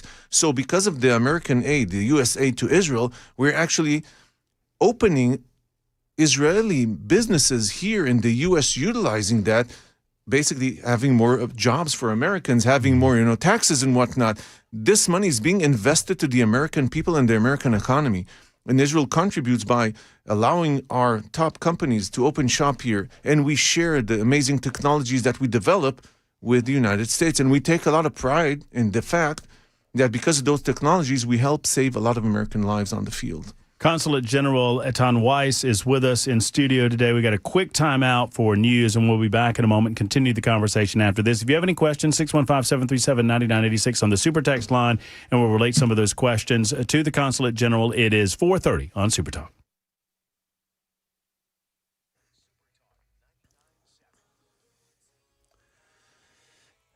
Good afternoon. It is coming up on 4:31. I'm Jay Harper with your top stories, a full forecast, as well as an updated traffic report are upcoming. Well, as I'm sure you've heard by now, Congress has voted to reopen the government. The House passed a bill that provided funding until the end of January. But Democrats' main demands that the tax credits from the Affordable Care Act be extended, those demands were not included. 6 House Democrats sided with Republicans to get the bill passed. Republicans say they will vote on health care tax credits next month as premiums for millions on Obamacare are expected to have those prices go up. More now from ABC's Jay O'Brien. Those 6 moderate Democrats still voting with Republicans on the issue. One of them, Don Davis, telling reporters last night that he saw the pain this shutdown was causing his constituents, and he believes that holding out for this period of time did allow Americans to, quote unquote, have the conversation about health care. The Trump administration joining a legal effort by Republicans in California against the state's Proposition 50 that was overwhelmingly approved by voters. It redistricts in favor of Democrats to counter Texas redistricting that's in favor of Republicans. ABC's Alex Stone, he's in California. The Justice Department is now suing Governor Gavin Newsom and California's Secretary of State over the voter-approved redistricting plan, alleging the plan uses race to draw new congressional districts in violation of the 14th Amendment. Republicans tried to stop the vote before Election Day and lost that bid in the courts. The California proposition was developed as a response to Texas redistricting to add more Republican seats to Congress. Attorney General Pam Bondi calling California's attempt to favor Democrats a brazen power grab. We now have today's closing money news with Michelle Frenzen. After closing at a near high on Wednesday, the Dow closed down nearly 800 points in its worst day in over a month as investors grow concerned on the interest rate outlook and the massive investments into artificial intelligence. The tech-heavy NASDAQ also fell 536 points. The S&P closed down 113. The average rate on a 30-year U.S. mortgage has ticked slightly higher for the second week in a row, up to 6.24% from 6.22%. While up from its year low of 6.17%, it's still lower than last year's rate of 6.78. After more than 3 months on strike, Boeing defense workers have voted to approve a new contract with the company. The new deal will bring a 24% wage increase over 5 years and a $6,000 upfront bonus. Starting next season, Major League Soccer will find a new home on Apple TV, phasing out the league's separate season pass.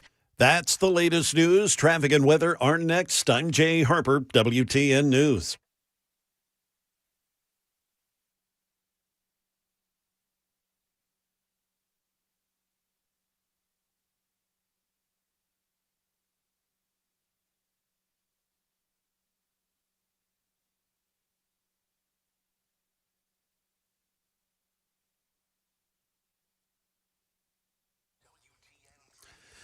Trying to get into the city from I-24, it's still a problem. The interstate still closed down at Briley Parkway, exit 54, due to a serious accident. The police are diverting traffic onto Briley to get around all this. Traffic backed up all the way to Bell Road.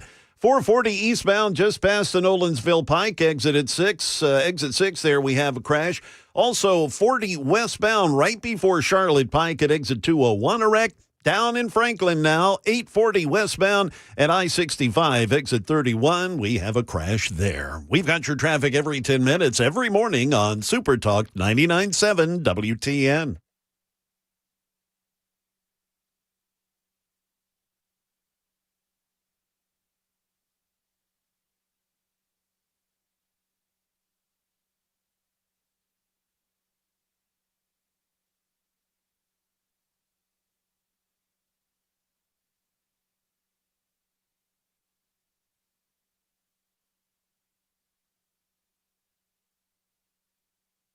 So Thanksgiving is coming up. Oh, my goodness gracious. It'll be here before you know it. Is it already the 13th? It is. And that means Thanksgiving's like in a couple of weeks, right?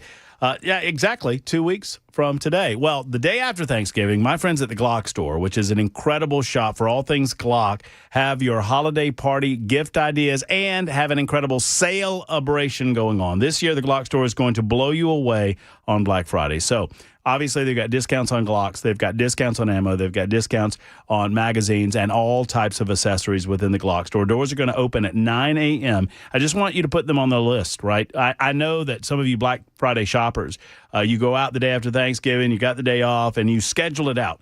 Make sure you go to Airlane Drive just off of Elm Hill Pike. That's right off Briley Parkway, which is convenient to anywhere. The details are coming together, and it's going to be a huge sale with a lot of giveaways, food trucks, and the like. The Glock Store. Find out more at glockstore.com or shoot270.com. That's glockstore.com or shoot270.com. Minutes away from the airport, worth the drive from anywhere. It's the one and only, the incomparable Glock Store.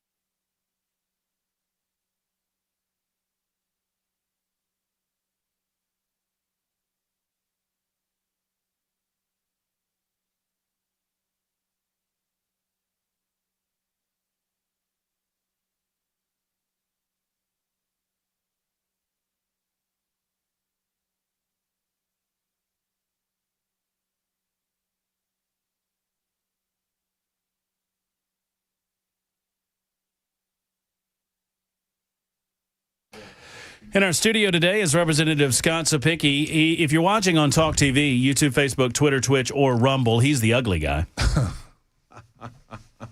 I had to get one in, right? Wow. Had to So get much one love. in. So much love. You're going to go there. And we are joined. We have a very special guest in studio, Consul General to the Southeast for the State of Israel, Atan Weiss is with us. We were talking off air, and I want to continue the conversation on air because I asked you the question. The mainstream media in the United States of America, they play on the sympathies of the average American who. I don't know that we have any concept of what the world is like in the Middle East and what life is like for the Israeli people. And you see the results of the necessity to push back against the attacks that Hamas committed on October 7th. I like to say that, people talk about ceasefire before we got one. It's like, well, there was a ceasefire on October 6th.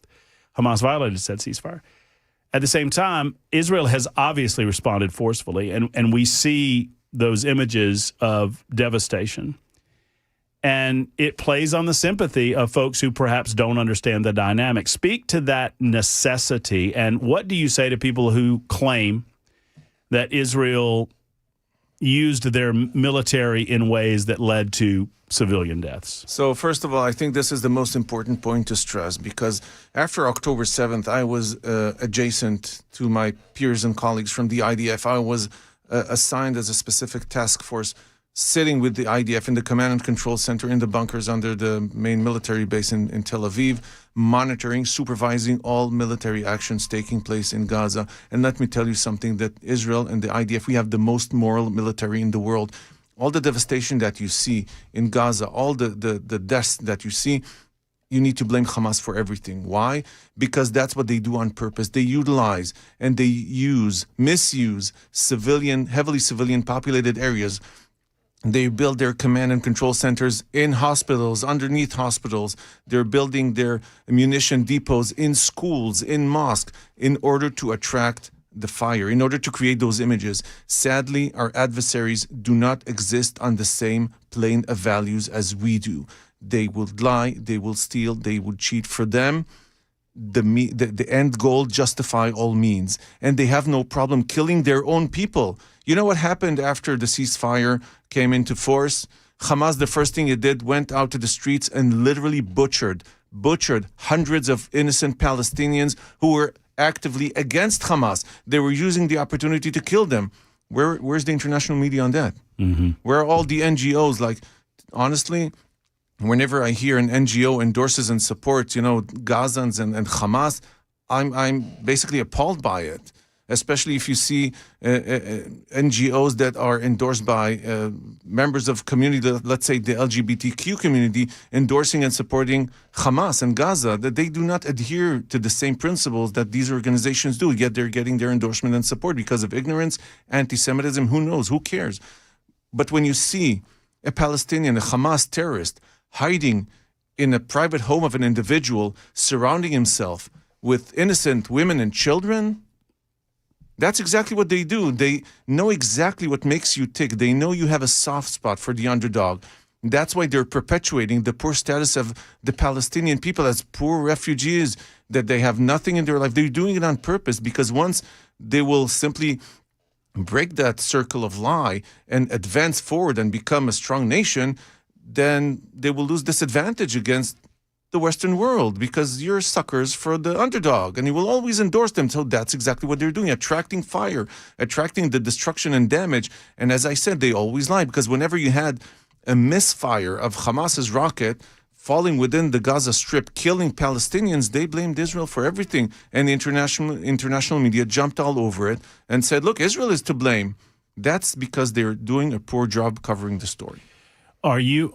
So let me throw some in there. On our trip I just got back in September from Israel, we were able to ask candid questions of the Israeli government about the why behind what they're doing. And they explained to us about how they're trying to minimize casualties. And there's a policy I think you called knocking on the roof. Exactly. You want to explain what knocking on the roof is? Absolutely. That's a good point, Scott. Thank you for that. as I said, the IDF is the most moral military in the world. Me, personally, I was sitting next to my peers from the military discussing various military actions. And the first thing we do, okay, what's the collateral damage? What munition can we use to minimize that? And you know how many military operations we scratched last minute? Even diverting missiles on the way to the target because suddenly we saw children next to the target many, many times. And what Councilmember Sapiki just mentioned now, about the knock on door, we basically undermine our own military objectives by warning civilian population before we are striking a site. And when we do that, we know that the target itself, our enemies, will know that we're going to strike. Literally, we basically send them leaflets. We even make phone calls to the people there, inhabitants, telling you need to leave before this and that hour because we're going to strike an attack. So we're actually undermining our own objectives by allowing them to escape before taking down a target. One of the questions that I get from time to time when we discuss the relationship between the United States of America and Israel is, if America, we're in debt. We owe ourselves a lot of money. And so the question then becomes can we continue a relationship of financial need? And I think there is maybe a misunderstanding of how that relationship works. I see it as a business partnership, that Israel wants to partner with the United States of America in a business relationship and have that be an equitable balance between trade coming this way, trade going that way, and then America supporting Israel on the global stage, using our strength to back Israel in their endeavors to protect themselves. Is that the way that you see the financial back and forth between these two countries? So let's put things straight. First of all, without the bipartisan support of the United States to Israel, we would have been in deep, deep trouble. After October 7th, many countries who we thought are friends basically turned their back on us. They stopped supplying the goods that we needed to defend ourselves, except the United States. The United States kept its promise, and helped supplying those materials that we so needed. And I think that even though America, of course, is a big economical giant and Israel is a small country, Israel contributes to the United States on so many levels. The technology that we develop in Israel helps save Americans' lives all around the world. Israeli businesses and companies sees the American market as the most important market, so all the products that we develop are actually being manufactured, being endorsed and supported and sold here. Not to mention that there are so many R&D centers of American companies in Israel. There's an R&D center of Walmart, of Costco, and others. We don't have Walmart or Costco in Israel. That's the depressing part. You should bring them to Israel so we can all enjoy the benefit of shopping there. But no, sadly, all the tech is being developed there for the benefit of the American people. So it goes both ways. Will you talk about Startup Nation in Israel and how that works? Absolutely. So basically, Israel is the leading country in the world of developing startups and advancing new technologies. And it's kind of funny because when you do the research, you understand that the average citizen of the world is using at least 2 or 3 Israeli technologies on his day-to-day basis without even knowing it. So that's crazy. Right. That's crazy. That's our contribution to the world. And it's not about monetary or making money or whatnot. It's simply putting a positive mark to the world. I've gotten so many people who are asking so many questions of the Consul General, and I'll just try to pick a few of them. Larry writes in and says, my question is, why do so many American Jewish people still support the Democrat Party? We saw something in New York that I don't know that we ever thought we would see, where Jewish Americans went out in droves and voted for Mamdani, who has previously supported policies that are directly antithetical to the survival of the state of Israel in terms of, from the river to the sea and these types of things. Why do you think that is? I mean, and what can we do to try to get the message out? I am sorry that I have to disappoint, but thankfully, being a representative of the state of Israel, I cannot talk on behalf of the Jewish community living in the United States. Not to mention, it's not my place to relate to anything that is about local elections. With all due respect, it's none of my business. It's not my concern. I mustn't do that. No, that's completely fair. What about is there an opportunity? And I think Scott was referencing this to me a little before you got here, Consul. But is there an opportunity to have some sort of economic relationship between the state of Tennessee and the state of Israel? Oh, absolutely. That's exactly why I'm here. I took a couple of days of my busy schedule, bringing my team with me in order to facilitate and find ways that how we can increase the collaborations between the state of Tennessee and the state of Israel. So I'm proud to say that in the making, there are at least 2 major businesses who are going to open shop here in Tennessee in the upcoming months. And there are also the great potential of increasing collaboration on the academic sphere, which will eventually bring more businesses, because basically everything is intertwined. Once you bring more academic collaborations, you bring more student exchange, you bring more businesses, more interest. That's exactly what we're planning to do. So a couple of things we're working on as the caucus is Ag Launch in West Tennessee. It's an agricultural conglomerate that has leased a bunch of farmland. They're getting them to partner with BARD, the Bilateral Agricultural Research Division in Israel, to take the technological advancements they have in agriculture and get them on the ground here in Tennessee, and start to develop new techniques in agriculture to get better yields, better crop resistance, et cetera. Something else we're working on also is with Startup Nation to get more access to that investment for our startups here in Tennessee to create a better relationship between them. We're working with Elon Musk and a company in Israel that has created a way to electrify the road so that when they build the new tunnel with the airport, those Teslas will run underground. But while they're running underground, they will have a mechanism that self-charges them as they drive down the road in perpetuity. It'll just charge itself. Wow. And then we're also working on other things with academia. We're working with the University of Tennessee and the educational fields in Israel to allow master's and doctorate levels to go over to Israel and study over there abroad and get their doctorates and master's degrees over there, and opening the doors for more Israeli students to come here and learn from our institutions. And then in K-12, try to bring about more of an awareness of what happened in World War II during the Holocaust. Getting maybe some kind of virtual presentation from Yad Vashem, the Holocaust Remembrance Museum, and let our kids start to see what happened back then in real time with actual artifacts, and discussing those hard things that when you hear the word genocide and you see what it meant in 1930s and 40s Europe, then our kids start to understand when they hear genocide what that precisely means. And what that doesn't mean is what Israel was accused of in Gaza. Well, right, and does it frustrate you? I mean, you're based here. I mean, obviously you have communication and connection, and I don't know how often you get back to Israel, but when you see the United States press regurgitate some of the language about quote unquote genocide, considering what the Israeli people went through, what the Jewish people went through. Does that ever frustrate you that language is being used when you did not start this war? The Hamas people did. Again, it represents what I said earlier, that since we and our adversary do not exist on the same plane of values, this is a fine example of how the enemy is twisting the truth and basically using our own history, our own past, in order to create this false narrative and lie that international media likes to embrace for whatever reason, thinkable, but that's, at the end of the day, is a lie. When the Palestinian leader Mahmoud Abbas basically promoted a resolution at UNESCO, at the United Nations, claiming that Judaism has nothing to do with Jerusalem and claiming that Jesus Christ was a Palestinian, you see, that's what they do. They basically falsify reality. They change the narrative in order to entrap people who are not that knowledgeable of history and what's happening in the region, and that's a problem. So in a perfect world, the state of Israel would be secure, would be free of these types of horrific attacks against them.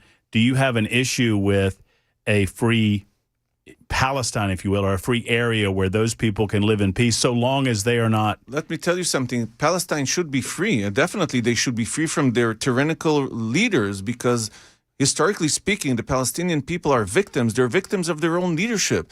Yasser Arafat, the first leader of the Palestinian Authority, the first leader of Palestine, basically the West Bank, he stole $1.4 billion of the financial aid the Palestinian people got.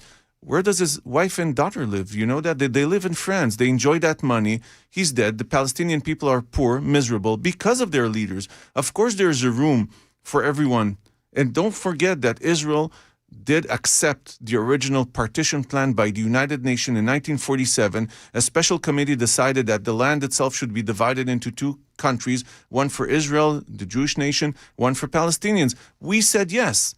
And the first thing happened, we were attacked by 6 Arab countries who didn't want to take the land and give it to the Palestinians. No, they kept it for themselves. Well, and Israel, in my rudimentary understanding of the past, is that it was, 2006 that Israel pulled itself out of Gaza, allowed for free elections, and unfortunately, Hamas won those election processes, and that kind of led it. I mean, Israel was ready to allow the Palestinians to govern themselves in that region of the country, and that's what went down in 2006, right?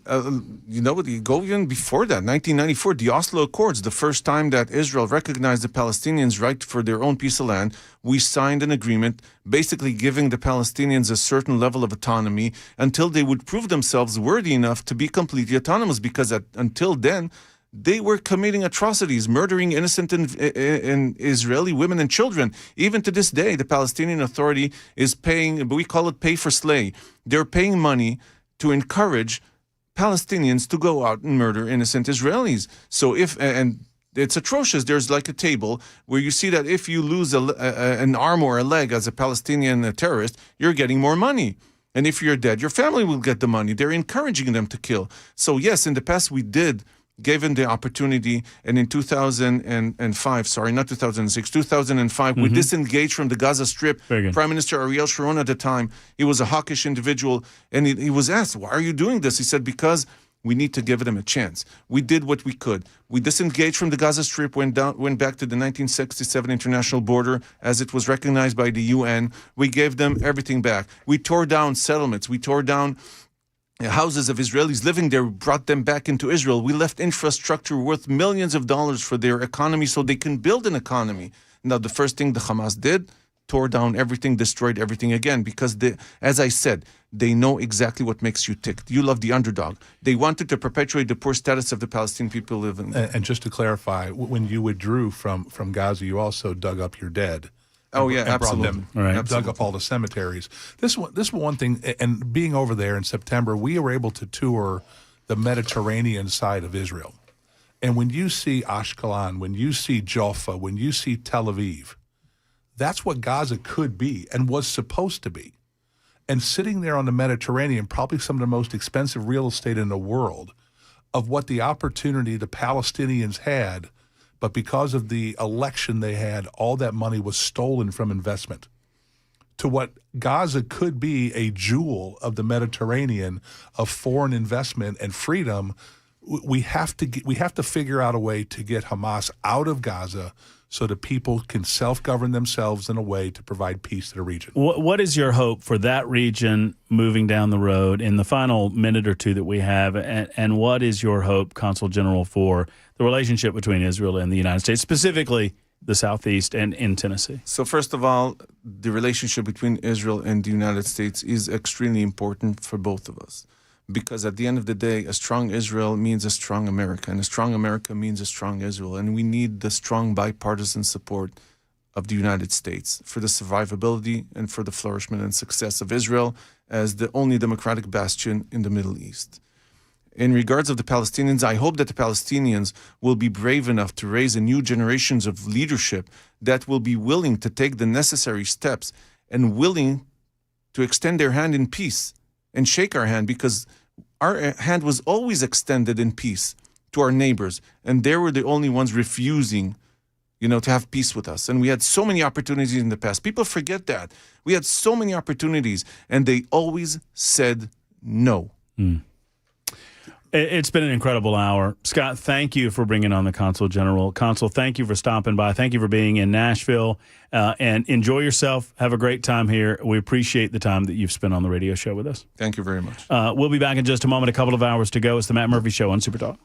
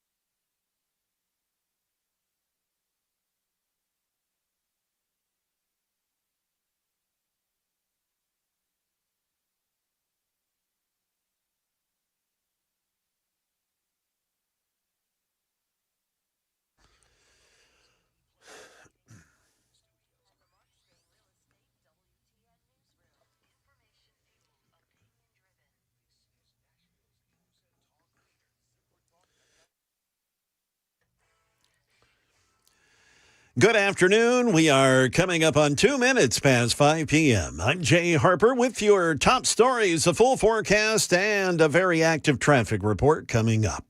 Homeland Security offering bonuses for up to 10 grand to TSA agents who work through the government shutdown, even when they weren't getting paid.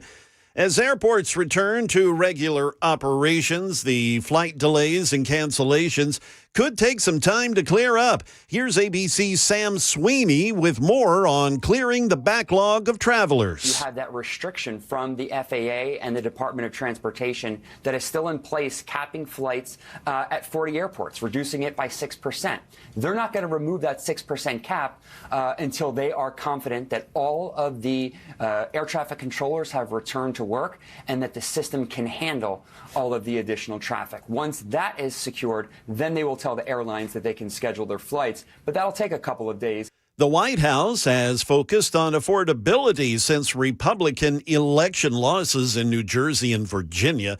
President Trump has proposed a 50-year mortgage to deal with slumping home sales. Buyers have been turned off by low inventory, historically high home prices, and interest rates around 6 or 7%.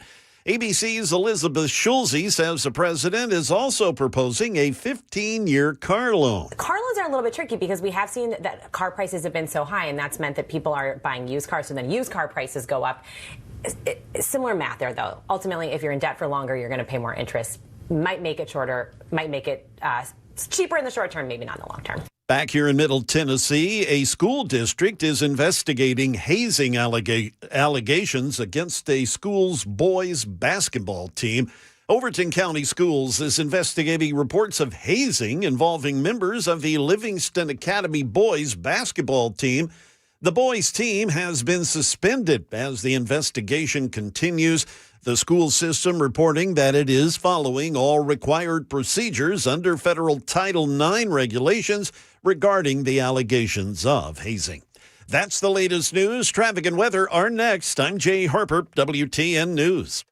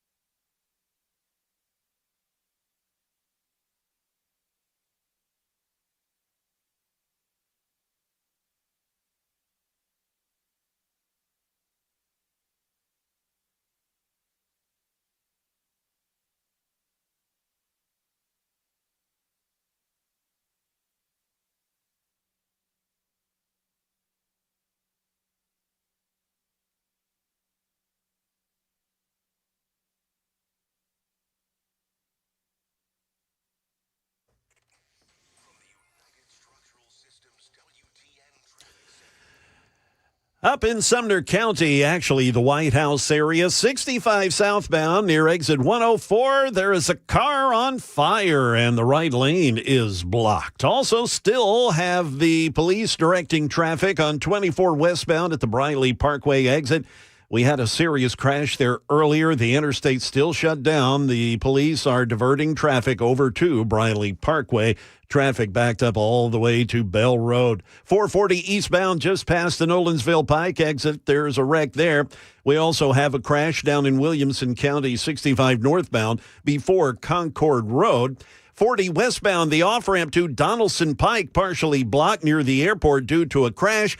And also 840 westbound at I-65, exit 31, a wreck there. We've got your traffic every 10 minutes, every morning on Super Talk 99.7 WTN.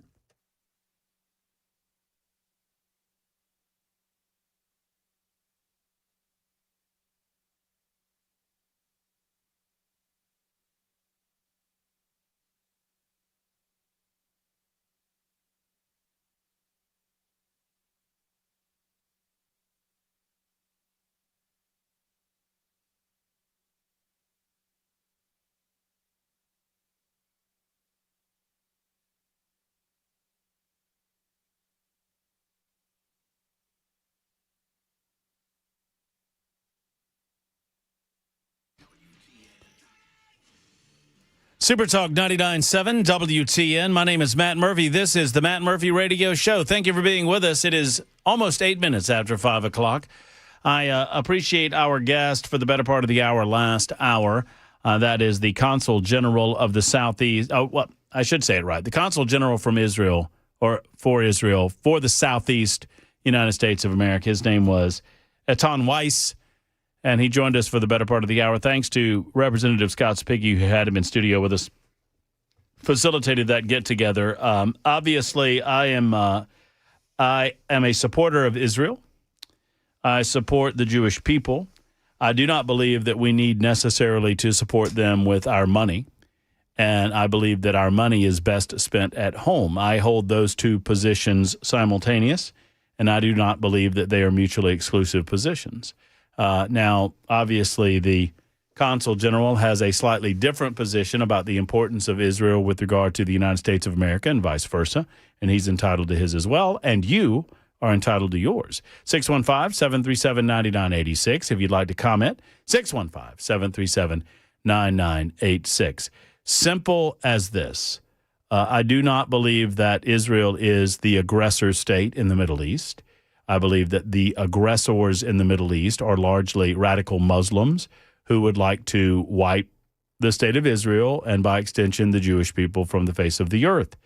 Then those same Muslim radicals would wipe the rest of the infidels from the face of the earth or see them subjugate themselves or convert to Islam. I believe that.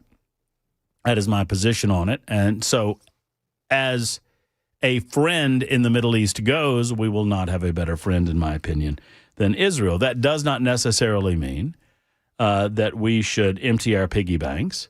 I have been on record and spoke to the Consul General about it, that I do believe that we can support the state of Israel without that support necessarily being monetary in terms of financial aid. What it can be are business arrangements, business relationships, market-based relationships that are mutually beneficial to both nations. And I think he spoke on that for a good portion of our conversation here today. You're welcome to your thoughts on it, 615-737-9986. Obviously, anytime you bring up the state of Israel and the relationship with Israel and the United States of America, you get a lot of insane and incredible opinion on all sides of the issue.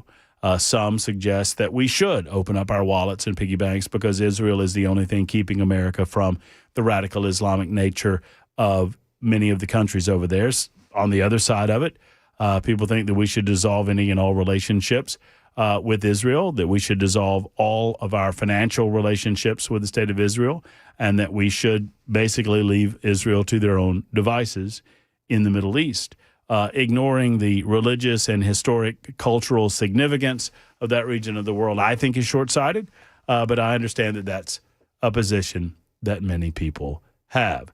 Matt, could you please explain to me what a radical Muslim is? Well, I'm happy to. A radical Muslim believes that they are commanded by their God to convert, subjugate, or kill the infidel. And they believe that the infidel is any and all individuals on earth that do not follow and believe in the Prophet Muhammad or Allah. The radical Muslim faith believes that they are commanded to subjugate, convert, or kill anyone that is not a believer. I hope that answered your question. 615-737-9986 if you'd like to get in on the conversation. In the meantime, there's plenty of other things to talk about, to include some stories from right here. Oh, by the way, I should note, and I don't have anything other than this story has come up on my timeline, and I want to make a note of it. Civil rights leader Jesse Jackson is hospitalized. When did Jesse Jackson get to be 84? Man, time goes by fast. Jackson was admitted to the hospital under observation for supranuclear palsy, which is a neurodegenerative condition that he's been managing for the better part of a decade. Jesse Jackson is on balance, or has not been on balance, a positive cultural figure in the United States of America, but that doesn't mean that you want anything negative to happen to them. We've all got it coming, but I would note that Jesse Jackson has been hospitalized. That is news of note coming across our desk this afternoon. The House of Representatives secured the number of votes last night needed to end the longest government shutdown in American history, and yet still we are feeling the after effects of the government shutdown. Last evening, the House was in session for the first time since September 19th, debating and voting on the Senate-passed funding bill. In order for the government to reopen, the bill needed 217 yes votes. It secured 222 yes votes. I'm amused. The number of liberal Democrats who for the last 40 days were saying, they can open up the government, they can open up the government, open up the government, people are suffering, open up the government, and they get an opportunity in the House of Representatives to open up the government, and they choose not to take that opportunity. Ridiculous. Those voting to reopen the government included a couple of Democrats, one from Maine. You wouldn't recognize any of these. Don Davis from North Carolina, one from California, one from Texas. Republicans Thomas Massey of Kentucky and Greg Steube of Florida voted against reopening the government. Steube is on record as saying that he voted against reopening the government solely because of the provision that was placed in one of the Appropriation Committee bills that would allow for repayments to Republican senators who were spied on by the Biden administration. We're going to talk more about that with John Rose coming up at 5:35 on Supertalk 99.7 WTN. Never fear. Those of you waiting for nincompoops in the news, that is coming up at 6:05 this afternoon. 6436 says, I disagree with what your idea of what a radical Muslim is. Well, I mean, you're welcome to. You're welcome to offer me your thoughts. Just saying that you disagree with that. Well, then you tell me. I mean, I understand that opinions are like elbows, that everyone has them, and radical is somewhat of a loaded adjective, but I would be happy to listen to what you think radical Muslims are. I would suggest to you that it specifically dictates to Muslims within the Quran that they are to not befriend the infidel, but they are to subjugate, convert, or destroy the infidel. And look, that's not me saying that. That's the Quran saying that. And I suppose that one could argue, and I have friends in the United States of America that claim the Muslim faith. And they would tell you that they have no interest in converting or killing anybody. They have no interest in subjugating anybody. But what I'm saying, and the reason that I use the adjective radical, is to suggest that those individuals in these regions of the world that do believe that would consider Muslims in the United States of America that don't believe that to be infidels too. Y'all hearing me? In other words, those individuals that follow the Quran to the letter of the Quran would suggest to you that any Muslim in the United States of America who doesn't believe in subjugation, death, or conversion, those are bad Muslims, and by extension, those are infidels too. That's not Murphy being nasty. That's just Murphy reading the letter of the Quran, right? It says it in multiple places in the book, in the text. Now, Gene has written in and several others have written in. What you're describing is a Muslim. It's not radical Muslim beliefs. I try to separate it, and I try to give the benefit of the doubt, right? And I understand what 2433 is saying. I understand what Gene's saying. I understand what many of the others are saying. I try to give the benefit of the doubt that for those individuals, particularly those in the United States of America, that do not want to harm anybody else, that want to live in peace, that want to follow the demands, if you will, of their faith, and do not want to wage any sort of jihad against other people who do not follow their same faith. What I would say is that in many parts of the world, they would consider to be bad Muslims. I'm not here to judge that from a religious faith standpoint. I'm just here to tell you that I think there is an important and necessary separation between the two. And I hope that makes sense. Mike has a thought or two on it as he calls in at 517 on Super Talk 99.7 WTN. Hello, Mike. Hey, Matt.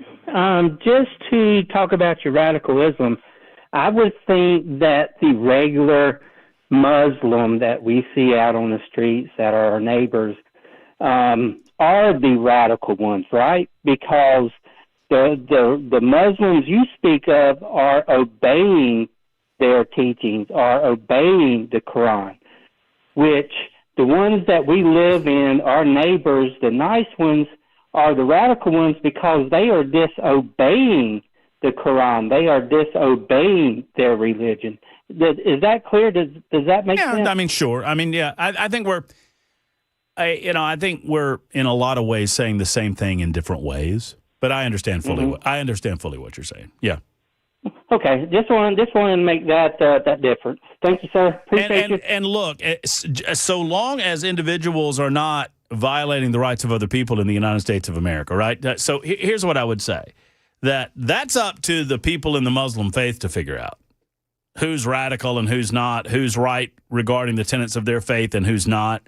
I've read enough of the Quran. I don't pretend that I've read all of it, but I've read enough of the Quran and I've read enough about the Quran and I've read from people that I trust, like Robert Spencer and others, that I think that the ones that are reading the text directly,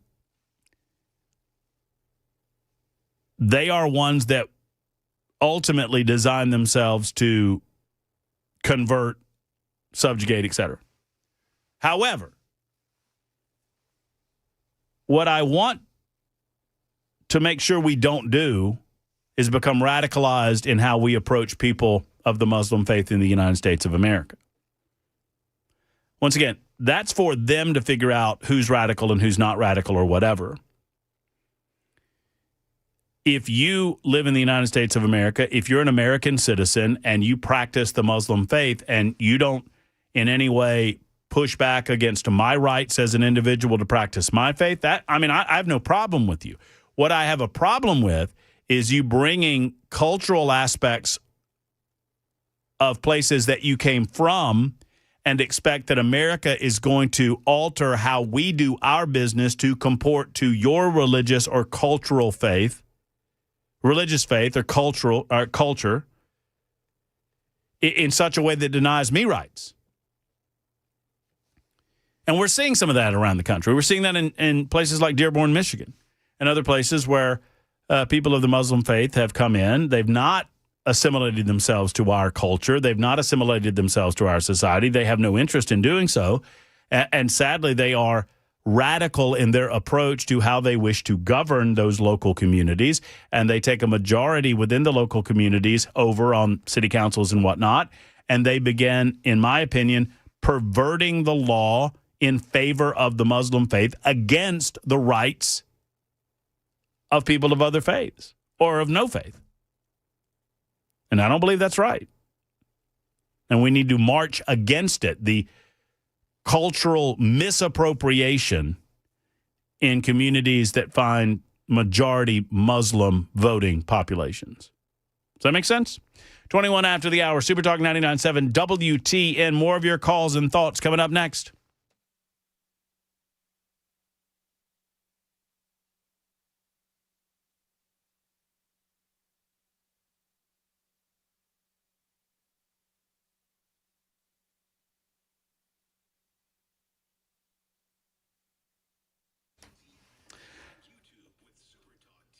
If you have some foundation work or water repair work to be done, who do you call? Well, I don't think it's very hard at all. USS, 3 letters, United Structural Systems. This is huge, folks.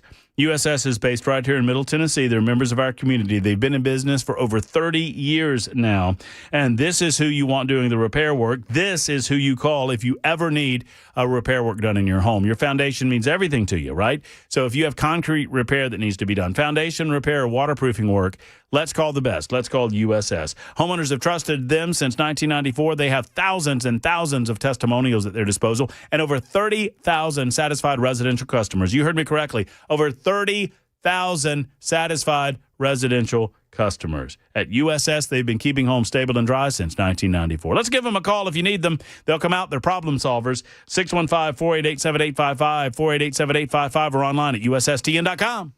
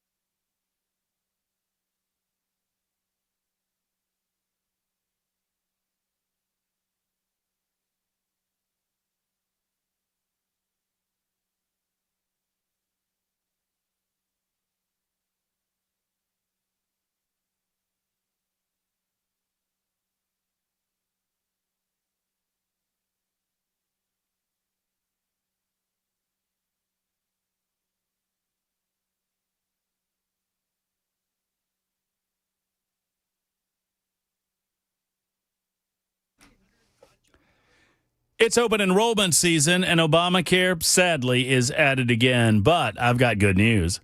Shane Ring and Cover Nash, they're on your side. Premiums for 2026, they're shooting up, in some cases even tripling, and sky-high deductibles are matching up. But you don't have to play by Washington rules, and you don't have to pay all of that money either. Shane Ring and Cover Nash can help you cut your cost by 40 to 60%. Keep your doctor and your hospital, and they mean it, and skip the government red tape. If you're self-employed, uninsured, or just tired of paying too much, I encourage you to contact Shane and Cover Nash. He truly makes the complex explainable. You can sit down with him in his office in Brentwood, or they can do it over the telephone. He has up to 75 different coverage options and plans available at his fingertips, and he can customize a plan specific to you and specific to your needs. Cover Nash. Make the call. It's real health care coverage. 615-465-0023. 615-465-0023. If you're tired of paying too much, go online to covernash.com. That's covernash.com. Real health coverage on your terms, not the government's.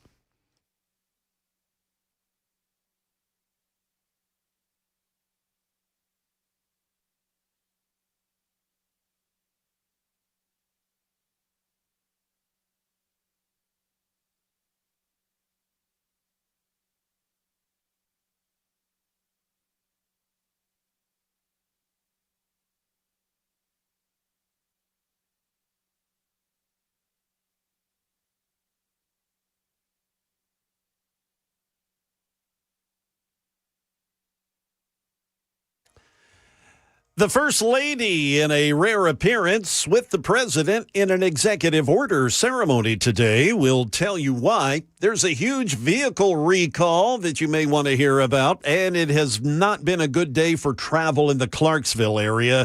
Some fatalities there, Matt. We'll have those stories and more coming up at 5:30 on Super Talk 99.7 WTN. Yeah, that's rough. What's going on in the Clarksville area with at least, Jay said fatalities, so let's listen together. On Super Talk 99.7 WT, and in the next couple of minutes, we'll have updates up there, but that's sad news coming out of Clarksville. It is 5:27, Super Talk 99.7 WT, and hope things are safe and sound as you try to make your way home, many of you doing so in your automobiles. If you're still in your places of business, perhaps you're already in your homes. Thank you for listening to The Matt Murphy Show. I value every single one of you, even if we disagree from time to time. I love you. I appreciate you being here. Tim is next up on the show. Hey, Tim. Hey, Matt, can you hear me? Yes, sir. I'm totally with you. I just thought your listeners might appreciate knowing some history that radical Islam has been an existential threat to the United States since its founding, going back to Thomas Jefferson. I think it's in the Anthem of the Marines, the Shores of Tripoli, referring to the anti-piracy efforts instigated by Jefferson. And Jefferson actually wanted Americans to read the Quran, not to be multicultural or to consider it as an alternative to Christianity, but to understand the mindset and motives behind these Islamic leaders who outright said, we're not going to play along with your anti-piracy efforts. If our people want to attack and take over your ships, they can, because you're the infidel. And there are reports as late as around 1900 of Europeans taken captive and sold into slavery in northern Africa. Well, I know I certainly appreciate the information too, Tim, and it's obviously our relationship with the Muslim nations has been well documented. That's interesting info about Jefferson, though. I like it. I like it. Yeah, and some nations played along. I think Morocco supported us, and I think it's one of the longest standing treaties that we have in effect. So just there are nuances, like you've said, between people that claim Islam and being Muslim, but by the writing of their words, and I think some of the later writings by Muhammad as he got more and more bold in life, just like any leader of a false religion, gaining more clout and becoming more dangerous, I think that's one of the factors in perhaps the variation in Muslim beliefs too, I guess. What a great call. Thank you, Tim, for making it. I appreciate you. We'll get to a break here in just a moment. Brian writes in and says, your Muslim buddy is not your friend. When extreme Islam comes your way, they are not your buddy. I seen Islam face-to-face in Iraq. Men called me their friends, tried to kill me. When confronted, they said, my bad. Those that embrace Islam embrace their demise. Live in a bubble all you want, says Brian. The translators I utilized in Iraq did not have a Bible buried under the living room for bleeps and giggles, while your Bible sits as a centerpiece in your living room. I don't think I live in a bubble at all, Brian. What I do believe, however, is that in the United States of America, if you're born here, our founding fathers believed that you have the ability to practice a religion of your choosing without interference from government. And if you do so, so long as you do not violate the laws of this country, you are allowed to do so. But once you violate our laws, once you, and frankly, I would extend that from a local perspective to you should be expected to abide by our basic customs and generalized social norms. And if you do not expect that, if you come to this country and expect otherwise, then, I would politely say you can go back to your country of origin. 615-737-9986. I am pleased to be joined by Congressman John Rose. That's coming up next on Super Talk.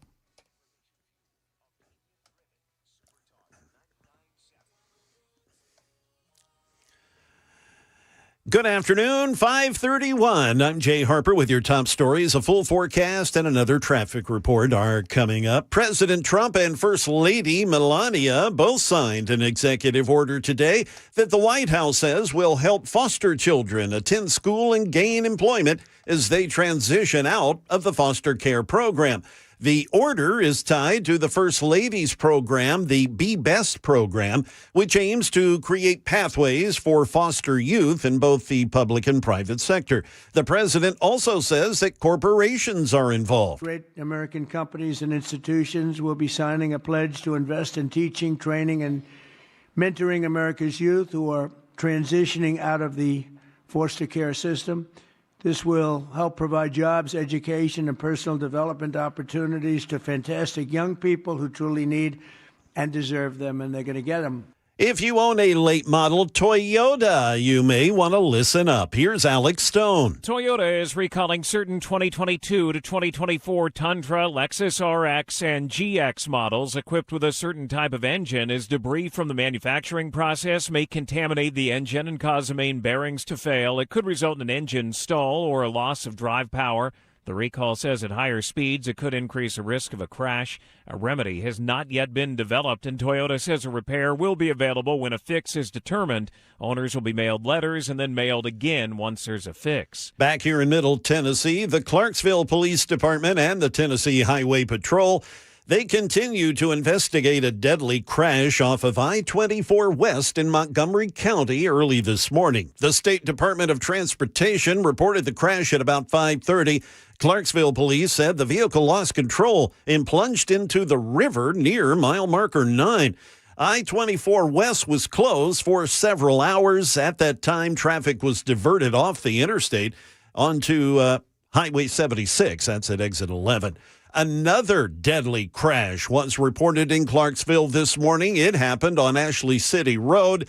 And also a third crash with severe injuries happened this morning in Clarksville along Fort Campbell Boulevard. The school district, they're saying that the bus routes have been kind of disrupted by all this, so your children may be a bit delayed getting to their bus stops here this afternoon, as that traffic is still a mess up in the Clarksville area.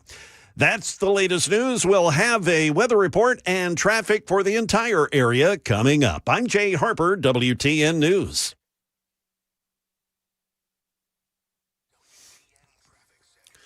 Yeah, that was quick. All right. Well, that crash that was on 24 westbound at Briley Parkway, the road's back open. All right, the interstate's back open. They've got stuff pushed over to the shoulder, but man, you're still looking at traffic backed all the way up to Bell Road, headed into town, so it's not pretty. 65 southbound in Sumner County. This is near Bethel Road, exit 104. Cars on fire, and the right lane is blocked due to that. We have the off-ramp partially blocked. 24 westbound, the off-ramp to Donaldson Pike due to a crash near the airport. Also, Old Hickory Boulevard north of I-24, we have a wreck. Out in Hermitage now, Old Hickory Boulevard south of Center Street, a crash reported there. We've got your traffic every 10 minutes every morning on Super Talk 99.7 WTN.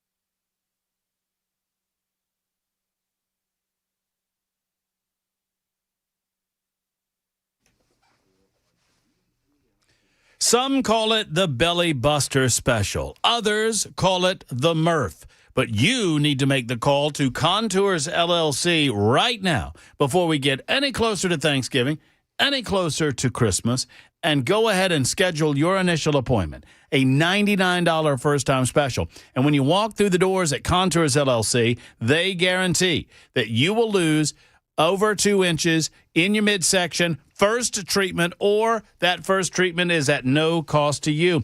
I lost 2.5 inches. How about that? It's fat loss with no incisions, no downtime, no pain, no complications. They can explain it all to you. This is incredible medical-grade red light therapy. And friends, I've been through it. It works. Now, men folk, if you're looking for a masculine approach to weight loss, I encourage you to get the Murph. And now, if you're looking for another approach to weight loss, I mean, you know, you can call it whatever you want to. You can call. I mean, some people are calling it the Mandis. I don't know. I don't know what to tell you about that. I know this works, and you need to get it done. I would love to recommend Contours LLC to every single person listening that has weight loss in their heart and in their minds. Before the holidays, let's get with this first-time $99 special. 615-236-9960. Call right now. 615-236-9960 or online at contoursllc.com. Tell them Murphy sent you. contoursllc.com.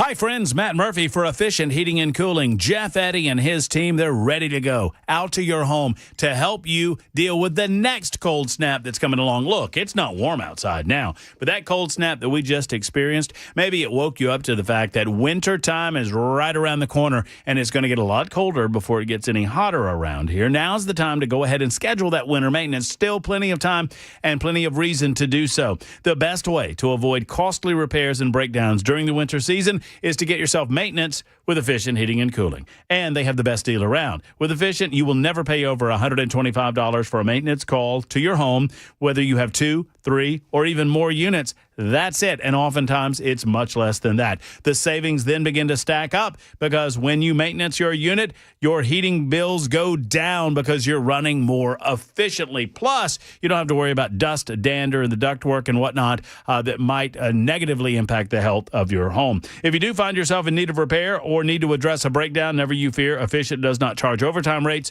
on the weekends or in the late night. So call 615-784-4424, an Elite Pro partner with Ream. It's efficienthvac.net, efficienthvac.net.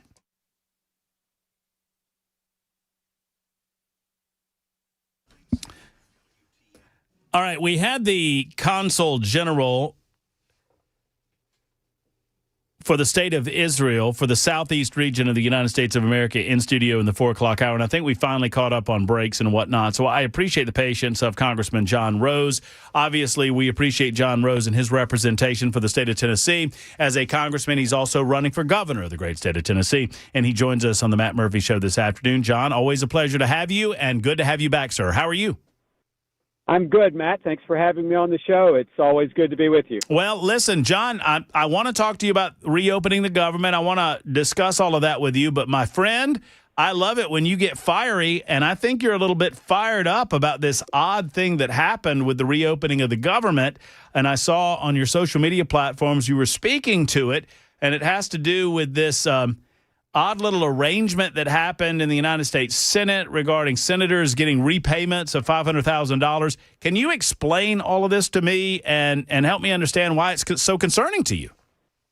Well, happy to. First of all, though, I want to say just how happy I am that under the leadership of Mike Johnson, we've got the government reopened and stopped this horrendous shutdown. And frankly, just it's remarkable how little the Democrats care about the American people. This is an America Last party, the Democratic Party, and the party that puts illegals over citizens and criminals over cops and cheaters over hardworking taxpayers. So glad that got done. Very disappointed and really just shocked on Tuesday night when we discovered this poison pill that had been snuck into the legislation that reopened the government. Really a shameful example of how the swamp works and, something that was snuck in. Not even Speaker Johnson was made aware of this, not even the staff of the Appropriations Committee. So the Senate just totally, gaslighted the House on this, and it's really shameful and I think an example of the worst of what happens in Washington. And so, I was just really revved up about this because, frankly, I am deeply concerned about the weaponized Biden Justice Department. And I definitely want to see that issue addressed. And that's why I wrote along with colleagues, to Pam Bondi back in October when the surveillance of some of our senators came to light, encouraging the Attorney General to go after this aggressively. And I'm confident she will.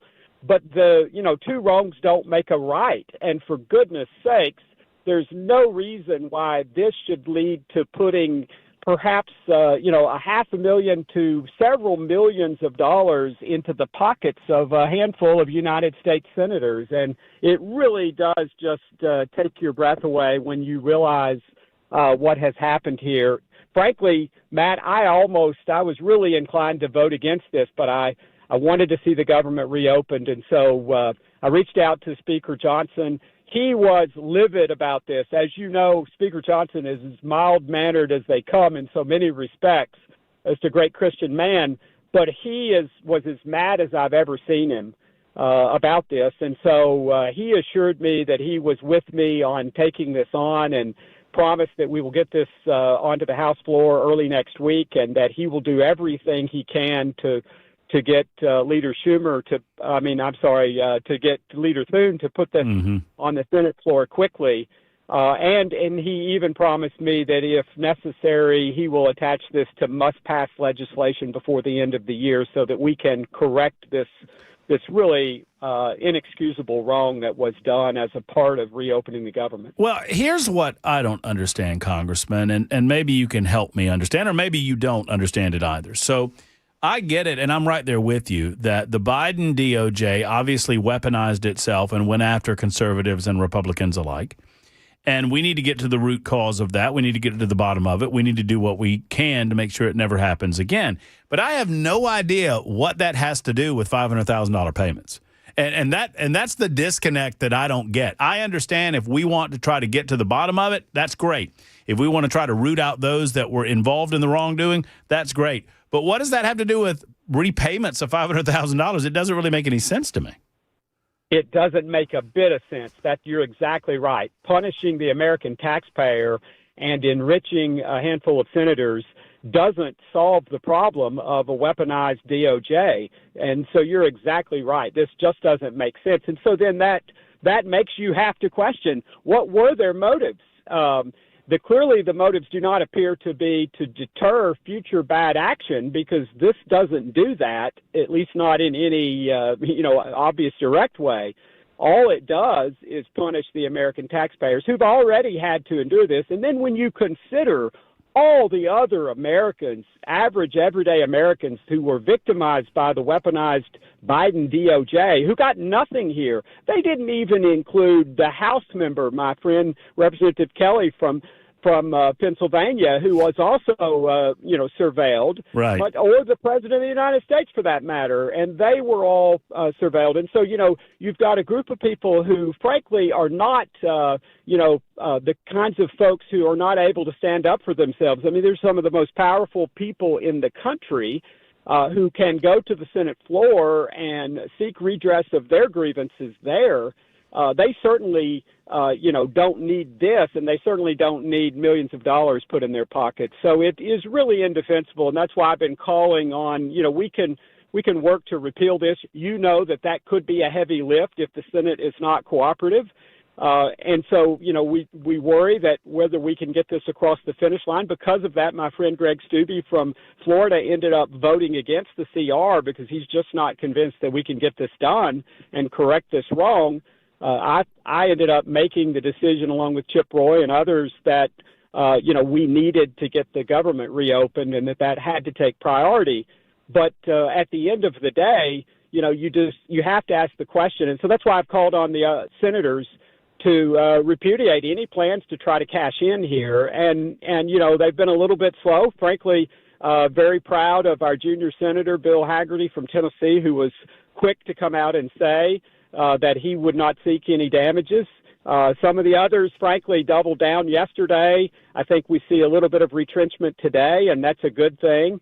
But they need to know the American people are not happy about this. And frankly, it represents the worst of Washington, the worst of how Congress operates. And, there's the old saying of it takes a long time to develop trust, a moment to lose it, and a lifetime to re-earn it. And I think that's the situation we're in here. And, and what were the motives about this? Well, John, I think you're 100% right on the issue. But I would be remiss if I did not ask you to address this aspect of it, because you know me, we've talked enough. I'm no cynic, but were I a cynic, I might suggest, well, John's fired up about this because one of the senators in question happens to be his major opposition for the gubernatorial candidacy in the state of Tennessee come 2026. Now, if a cynic might bring that up, how would you respond to that?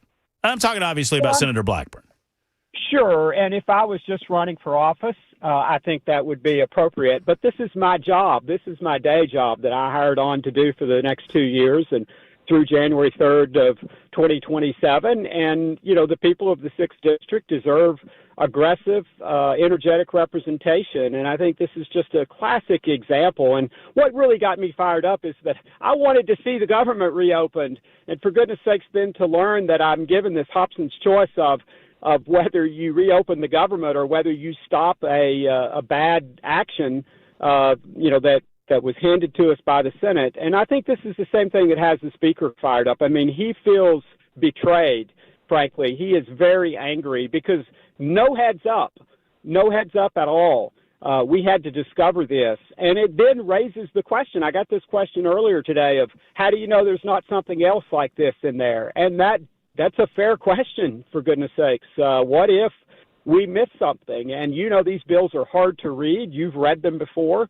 When we first read this, I was like in disbelief. I was like, this surely can't mean what it seems to mean. And then, as we dug into it deeper, we realized, no, it means exactly what it says. And it's also important to know this is many pages of the CR and was delicately crafted. So there had been work going on this for some time. This was not some, spur of the moment, hey, let's sneak this in. This had been planned for some time. And the House Appropriations Committee staff and I talked about this last night on the House floor, and they shared with me that they had been negotiating for weeks, and this was never brought up. They were never alerted to this, and they are frustrated because they feel like they've been betrayed as well.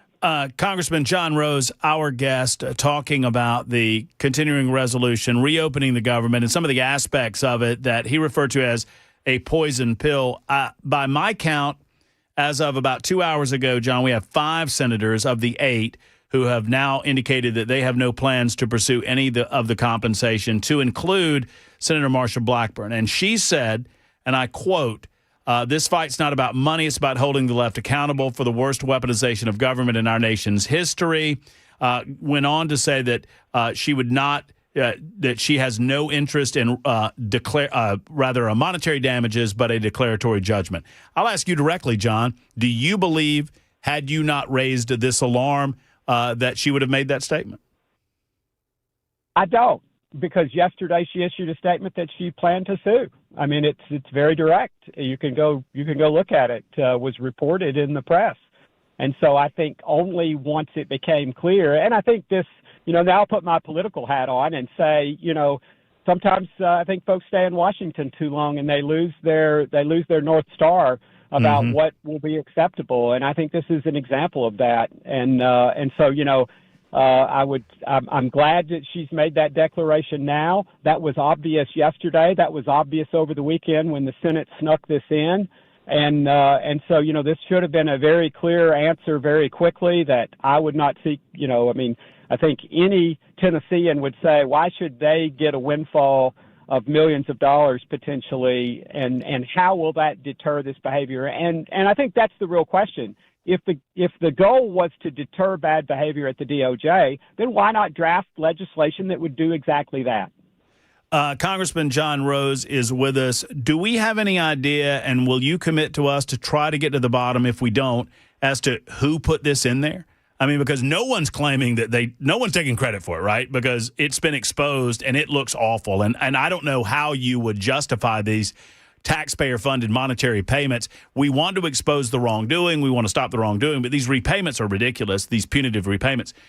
Do you have any idea who was responsible for getting this in? I do have some idea, but not direct information. So I would say this is going to be up to the press to some degree to ferret that out. Okay. I would tell you. I think that information is circulating in certain circles in Washington about who was responsible. I think if what I have heard is true, and I can't verify it, I only have secondhand information, but if what I've heard is true, then there is yet another shoe to drop here about who was responsible for getting this put into the bill. Listen, we want the truth is sunshine and truth. That's disinfectant, and we want to clean up and disinfect D.C. as best we can, and we appreciate your aid in doing so. John, I'd love to talk to you further about some aspects of reopening the government. We're just about out of time, but I want to give you the last minute that we do have to discuss that. I mean, obviously, it was more important for you to reopen the government than it was to make that statement against this poison pill, but you've outed the poison pill in and of itself. But obviously, the reopening of the government, very important to the state of Tennessee. Speak to that and what we can expect in the coming days and weeks. Well, thank you for that. Yes, that was the primary and most important objective. We needed to end the suffering for the people of Tennessee and the people of my district, people across this country. And so very, very happy to see this happen. Happy to see a number of Democrats join us in getting that done. I think that starts to point to, the ridiculous nature of the Schumer shutdown. But we all have to take stock of the fact that it's going to take a few days to start to get things back to normal. And then there will be ripple effects for days, weeks, months, even years to come. Some of the damages here, cannot just be remedied in the short run. So we have, for example, farmers right in the 6th District of Tennessee that are not going to have the workers they need because the Department of Labor was closed.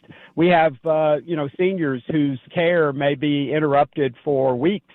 And, of course, heaven forbid if there was some air traffic problem that could yet happen just because they're not fully back up and working at full speed. And so, and then the lost time at the Department of Defense and elsewhere in the government in terms of keeping the procurement of weapons systems and all those things moving forward. When you lose your place in line, even for the government, then you have to go to the back of the line in some cases, and that's what we see happening. And so it's a real tragedy. I hope that the Democrats have learned this and that they don't try to repeat this in January when this CR comes to an end. I hope that they will work in good faith with us to pass the remaining appropriations bills in regular order over the coming 2 months.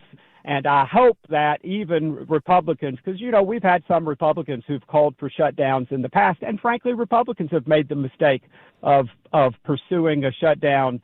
And I think it just doesn't work. And I think we shouldn't put the American people through this. We should just work hard to get the best deals we can and negotiate in good faith. We do need to remember, though, and I think the outcome here reflects it, that Republicans won the elections last fall.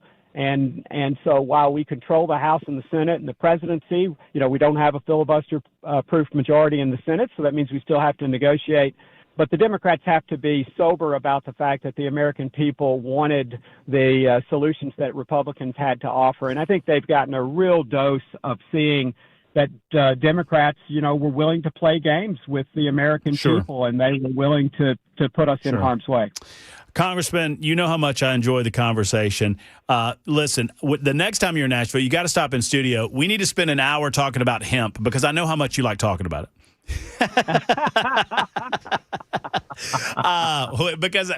No, we need to do it. We need to get you in studio. We need to have a great conversation about that and many, many other things involving your candidacy for governor and your representation of your district in the wonderful state of Tennessee. Always good to catch up with you. Let's do it again very soon. Thanks, Matt. Great honor to represent the people of Tennessee. All right, take care. There's John Rose. We're late, 57 after the hour. I would have talked to him about hemp, but it would have opened up a 20-minute conversation. But we're going to have him on, and I'm going to exclusively talk about hemp with John Rose because we completely disagree on that matter. It is time for a break on Super Talk 99.7 WTN.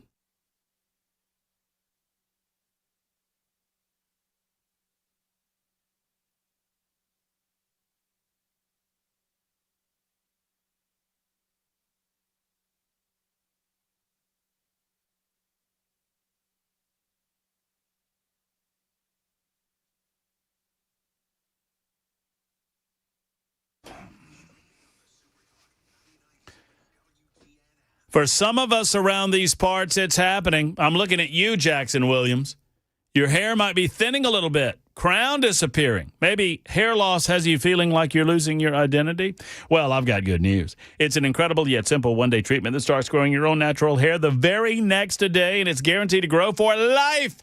It's the Advanced FUE treatment from Advanced Hair. Now, you've seen the pills and lotions that come with monthly subscriptions. They might help you retain what you have, but they do not help you regrow that which you have lost. From Advanced Hair's state-of-the-art facilities to their world-class doctors, it's not maybe your hair will regrow. It's guaranteed your hair will regrow, and you decide how thick, how and where, and how much. It's why Advanced Hair's changed tens of thousands of lives. For your free consultation, $250 off and 250 free hair grafts. Call 629-348-HAIR. 629-348-HAIR. Once again, 629-348-HAIR or advancedhair.com.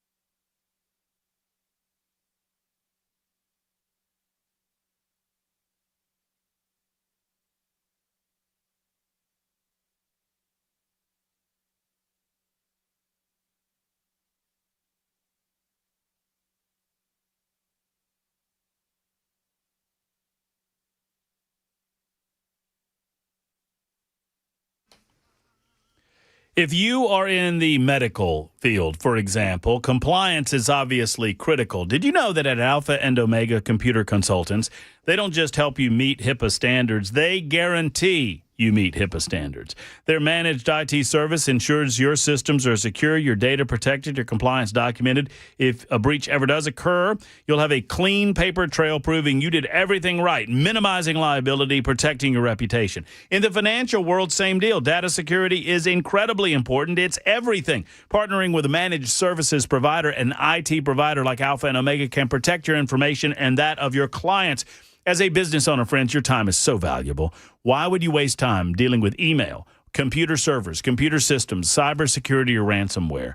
Let the team at Alpha and Omega, the experts in our market, do this for you. If you're a business owner, you owe it to yourself to sit down with Michael and his team. They will not pressure you. Obviously, they're not invested in pressuring you to do anything. They're invested in helping assist you to get to your business. And that's what it's all about, and to protect your company in the process. So if your IT contract's up, it's time to get with the best. Alpha and Omega. Call 615-784-0096 or A&O.net. A&O.net.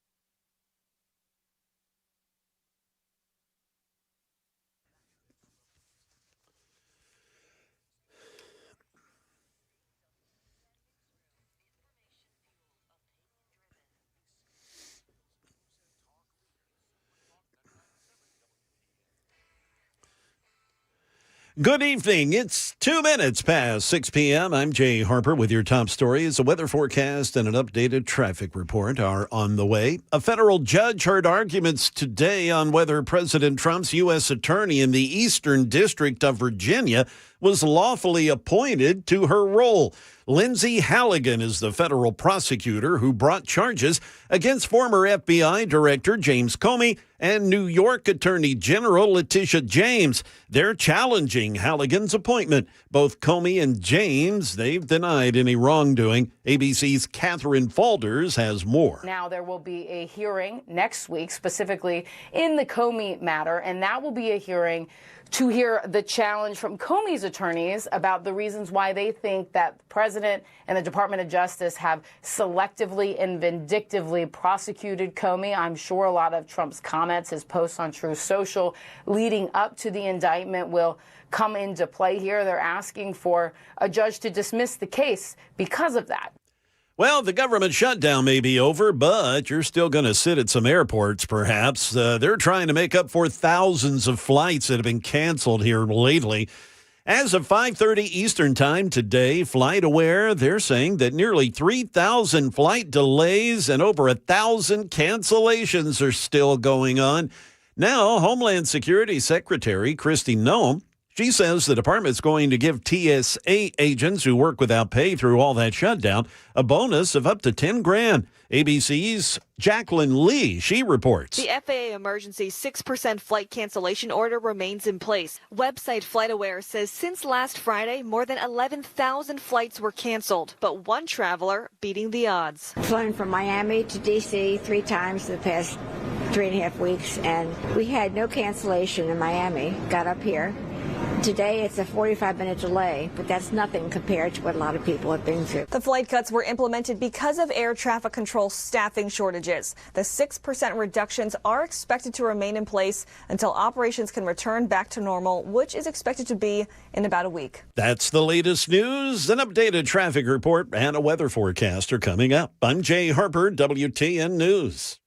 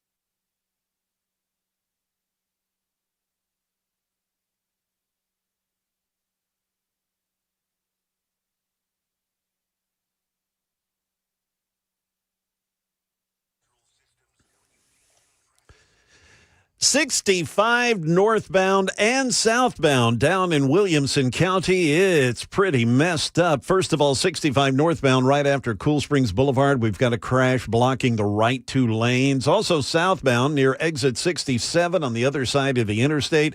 A multi-vehicle crash on that section of the interstate. It's backed up quite a bit. Also, 24 westbound at Briley Parkway. That wreck is gone, but the right shoulder's still blocked and the traffic's messed up. It's all the way back to Hickory Hollow Parkway. Again, that's on 24 westbound. Now in Madison, 65 northbound at Briley Parkway, a crash reported there. We've got your traffic every 10 minutes every morning on Super Talk 99.7 WTN.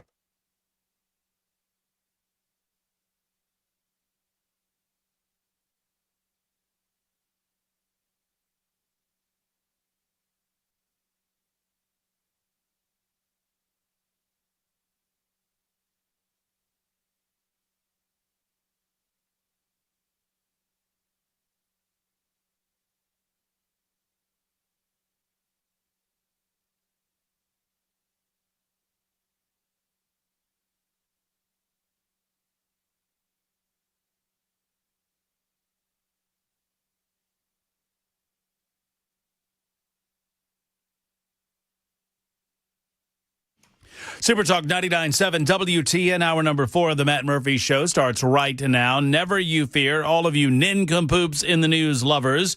We shall get to said same momentarily. We've not forgotten you. We simply had to jiggle and joggle a few things around in terms of the presentation of the show because of our several guests that we had for you earlier today. Our thanks to our guests. We had the Consul General from Israel in studio with us, Atan Weiss, answering a few of my and your questions, along with Representative Scott Sapicki, who facilitated the conversation, and I appreciate Scott for that. We also had Congressman John Rose on, fired up about this, what he referred to as a poison pill inserted into the continuing resolution for no reason other than to seemingly offer punitive damage payments to senators who were damaged. No one is suggesting that any of this is right. What I would suggest is, as John said, two wrongs don't make a right. Now, I don't know what Senator Blackburn will have to say about it beyond what I have read she has said about it. She said in a statement today that she would support the effort to reverse the language in the bill if it comes before the Senate. This fight is not about the money. It is about holding the left accountable for the worst weaponization of government in our nation's history. I agree with that, but then that begs the question, how did the money get included in all of this? Why was the money in there to begin with? Who inserted the monetary punitive damage payments? So if this is not about monetary damages, if it's about a declaratory judgment, then why was there monetary damage payments inserted? Who did that? Someone did that. And I want to know who did it. I'm not suggesting Marcia did it. I'm not suggesting Bill Hagerty did it. I'm not suggesting Tommy Tuberville did it, or Dan Sullivan, or Cynthia Lummis, or Ron Johnson, or Josh Hawley, or Lindsey Graham. But did one of them do it? Did John Thune do it? Who did it? Who decided that it was a good idea to throw $500,000 cash money of the taxpayer dollar their way? And I think it's a fair question, and I think it's one that merits asking. Is it a deal breaker? I don't know that it should be a deal breaker in terms of relationships between our good U.S. senators and ourselves, but I think these questions need to be asked and the questions need to be answered. And I, for one, appreciate that John Rose is doing so. Now, as I said to John during the conversation, the cynic in me might suggest that he is as riled up about this as he is because he happens to be running against one of the people who was set to be a payee. John says, nah, I'm representing the people of my district, and that's what I do, and that's what I'm doing. Okay. Well, asked and answered. Super Talk 99.7 WTN, 12 minutes after the hour. Listen, we got 3 guys. We've got 3 stories. We've got a little time. Let's do it. It's Nincompoops in the News. Super Talk 99.7 WTN. Yeah. In the news. You know, the big nincompoop today is Ken Weaver, who abandoned us. But thankfully, Jay Harper is here, capably taking his place during our Nincompoops in the News segment. Yeah, well, the taking his place segment, true. The capably part, Yeah. I don't have much faith in, I must admit. I've got a pretty lame story here, but I'll try. Oh, well, let's not undersell the story before we even deliver it. Come on, Jay. Let's do this. Let's make this happen. All right, so Jay Harper's here. Our man Jackson Williams is here. Matt Murphy's here as well. By the way, for those asking, Ken Weaver is not under the weather. He took a couple of days off, and we'll be back, one presumes, on Monday. I wonder if Ken's going to Tuscaloosa. What do you think, Jackson? Oh.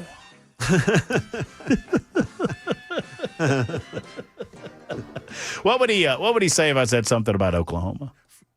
Boomer! Yeah, that's exactly what he. That's about right. That's about right. All right. Oh, somebody 9860 said, "I'll bet a bottle of Russell Reserve 10-year that it was Lindsey Graham that did this." Yeah, You're wrong. I did it. Jackson wants his bottle of Russell's Reserve 10-year. I think. Is that what that was for? Did I do that right? Yeah, I snuck it into that bill. Oh, good for you, Just Jackson. a quick flight up to Washington. Oh yeah, just a little exchange of goods and services. Goods and services for cash payments. All right, I have no idea who won yesterday, so I'm going to let you, Jackson, select who gets to go first. Jay, you go ahead. All Go. right. Yeah. Oh, look at you. Yeah, I thought you'd pick yourself, Jackson. Yeah, see, I'll get this lame story out of the way where you guys can, jump in there and I bet it's going to be good the way you're selling it. All right. Okay. Well, we're heading to Florida here, but it's not Florida man. It's Florida woman. A 21-year-old woman in Florida named Yasmin Irazo. This lady was caught super speeding 107 miles an hour last week. The speed limit where she was 55. Now, she was pulled over at 11:52 at night. Okay, the time is important. 11:52 p.m. The cop asked her why she was driving so fast. She said she was desperately trying to get to Little Caesars before they closed at midnight. Now she's facing a charge of dangerous and excessive speeding under a new Florida law that went into effect. And they didn't just give her a ticket, Matt. They arrested her, man.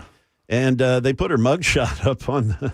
And she's just smiling. She looks so happy. Anyway, she could spend 30 days in jail and spend, a $500 fine. So, hey, man, when you get the pizza. Pizza. Yeah. When you get the pizza urge, man, Gotta go. You gotta go. I know, 107 miles an hour. Well, I mean, they were going to close, Jay. I know. I certainly can relate. Mm-hmm. But, Wasn't going to get her crazy, Brad. Yeah. Am I the only guy in the United States of America that wishes that Little Caesars tasted like it used to taste like 15 years ago? Oh, it used to be good?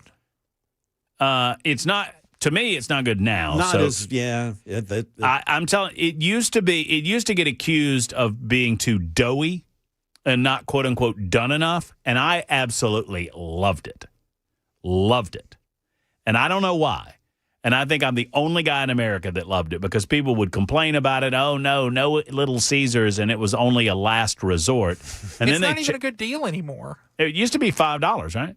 Yeah, Yeah. but it's like $8 now. Yeah, With something and like that. Domino's is the same price, and it's better. That deadgum Biden-flation.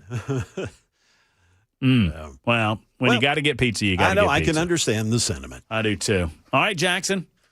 Naked man hides in porta potty after trying to hit construction worker with stolen car. Oh, man. There's three things in the middle of that sentence that is, that's just nincompoops in a nutshell right there. Naked guy, porta potty, stolen car. Go. A man allegedly stole a construction worker's car, attempted to run him over with it, and hid from police in a porta potty without clothes on. Officers responded to a report of a stolen vehicle at a construction site at 4:16 p.m. on October 27th, according to an arrest affidavit. Upon arrival, a construction worker told police that a man wearing only sweatpants, identified as 43-year-old Joshua Molnix, by police, came onto the private property from one of the nearby beaches. The worker said he told the man to leave, but instead he refused and attempted to break into a shed on the property after... What kind of pants? Sweatpants. Not jogging pants. Nope, sweatpants. Sweatpants. Also, why are you at the beach with sweatpants on? I'm just making sure that I understand what kind of pants he has on because I used to think jogging pants and sweatpants were the same thing. And you, sir, disabused me of that notion. Go ahead. Well, he's about to be wearing no pants. Okay. After failing, he allegedly saw the worker's unlocked Nissan SUV with the keys inside and jumped inside. He started the car and proceeded to aggressively accelerate towards the worker. The worker jumped out of the way and reportedly watched the man drive through a gate onto the street. A second person called 911 to report a suspicious male who appeared to be on drugs that matched the man's description. The affidavit said the caller said the man was parked in his SUV at a different nearby property and sprinted into a porta potty. Officers arrived and reportedly saw the man flee from the portable toilet on foot while holding 2 wooden stakes. He was allegedly no longer wearing his sweatpants, which were found inside of the porta potty. He was subdued with a taser and arrested. He was charged with grand theft of a motor vehicle, aggravated assault with a deadly weapon, and criminal mischief. Jax. Yes. You've been called for a personal foul. What? Multiple listeners are calling you on a personal foul. Did I repeat? Repeat story. Who did this one? I don't know. This story has not been done. Sally says, Jackson, you idiot. Your porta potty story has already been done. 6289. Isn't this a repeat story? Jackson has been disqualified. Eric, flag on Jackson. Repeat story. I see it too. Was this done earlier this week? Because this was Dakota. This is from Jackson is disqualified. His story's been done before. I'm not saying this is from Tuesday. The people are saying this is from Tuesday. I'm just here to tell you and this is a winner. The people are speaking loud and clear. And who am I to deny the people their voice? Well, you've got multiple people, Matt, saying Cameron did it, and now they're saying Ken Weaver did. I don't know. That's conflicted. This is fake multiple, news. multiple. I don't know. There's a lot of confusion. There's a lot of concern that there are disqualifications in order. We're going to take that up under advisement after I do my story. Because, frankly, Jackson, without a DQ, I think you win today. Wouldn't you agree, Jay? Well, even without hearing my story, I think you win. I mean, anybody that would be, naked in a porta-john, I wouldn't want to hide in one in a hazmat suit, much less be naked. I have a report from another listener. This story was told on 103.3 Country, our sister station. That is no. This morning. 1513. I agree. It's a duplicate story. Brad, flag on the play. 3376. DQ'd. Mario, infraction Jackson. I'm telling you, this one hadn't been done. You guys have just heard it because it's crazy. I don't know. Must be a conspiracy. Are you suggesting that all of these fine listeners that listen to us in the afternoon hours are not listening to Dan Mandis and Nashville's Morning News, that they're over on 103.3? Could it also be Chris Hand's lightning round? Oh, you never know.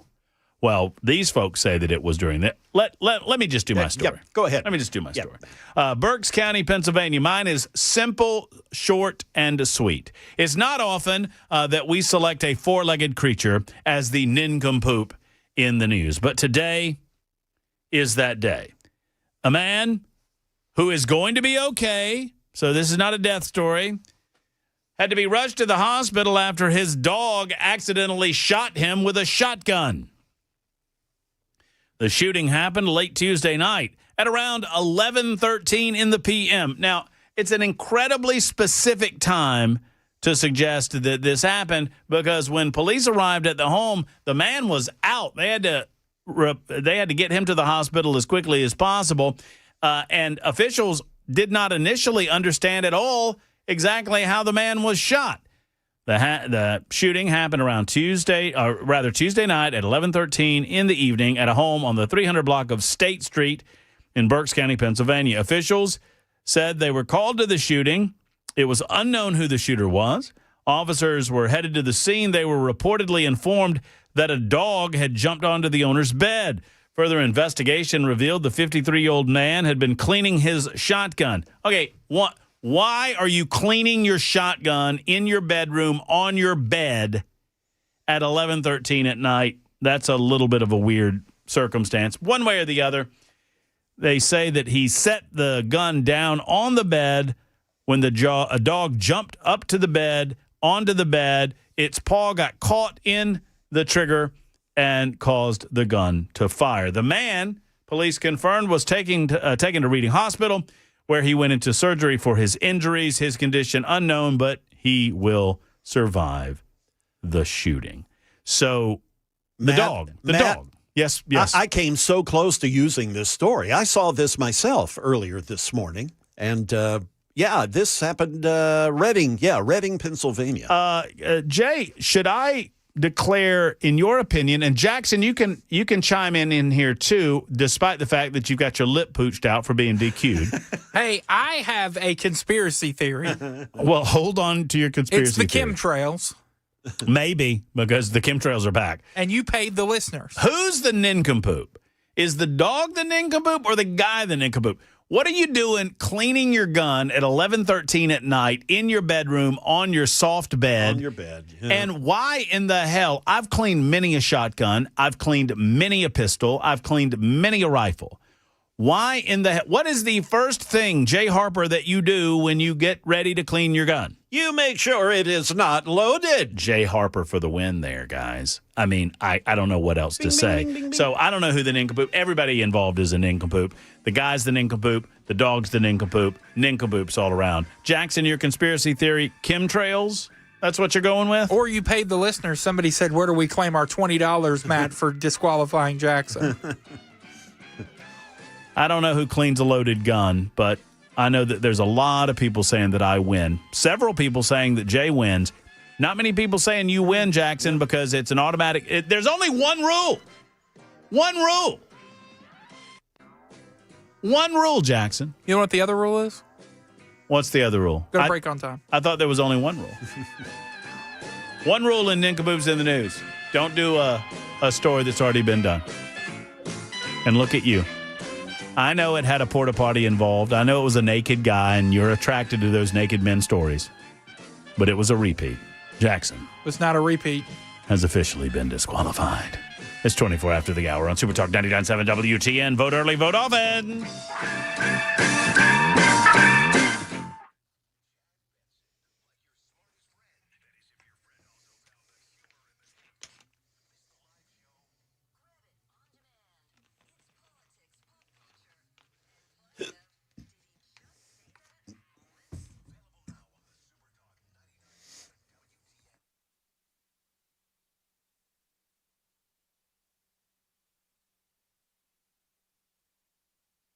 Hey, friends, Matt Murphy for the Wellness Institute of Nashville. Let's talk about it for a moment. You've got pain. Pain. Where does it hurt? Does it hurt in your knees, in your back, in your neck, in your hips, in your elbows? Wherever it hurts. What if I told you that Dr. Mitchell and Dr. Ashley and the rest of the team at the Wellness Institute had the solution, and it does not involve pills, and it does not involve injections. It involves you getting to the Wellness Institute of Nashville and enjoying the incredible spinal decompression that's available for you. It is 2025. Y'all should not suffer in silence anymore. With this brand new technology, it's an incredible way to alleviate the pain that's happening in your back and the rest of your body without having to resort to pills or surgery, even worse. Let's get with the Wellness Institute today, and you'll find the Big Daddy Trump special. It's a $12 special, and they absolutely want you to come by. I give my wholehearted endorsement and my seal of approval to the Wellness Institute of Nashville. It's a deal that can truly change your life and the way that you live it. 615-246-5009, 246-5009, or online at painisbad.com. That's painisbad.com.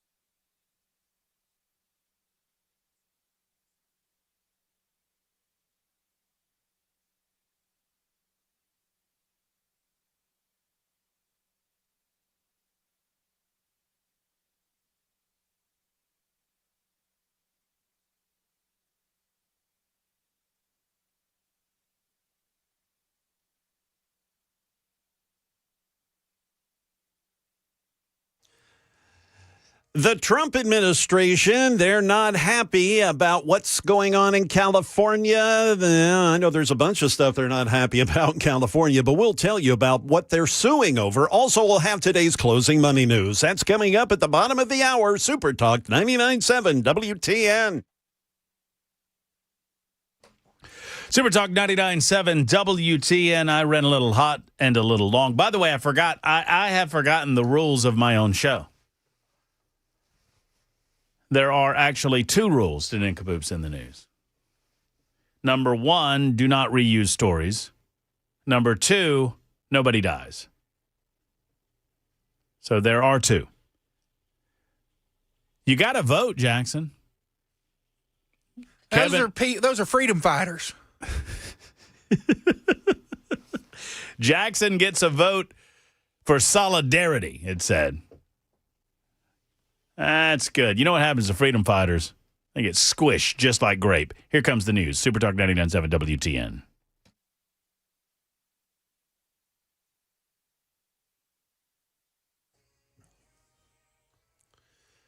Good evening. It's 6:30. I'm Jay Harper with your top stories. We'll get you a forecast and another traffic report here in just a little bit.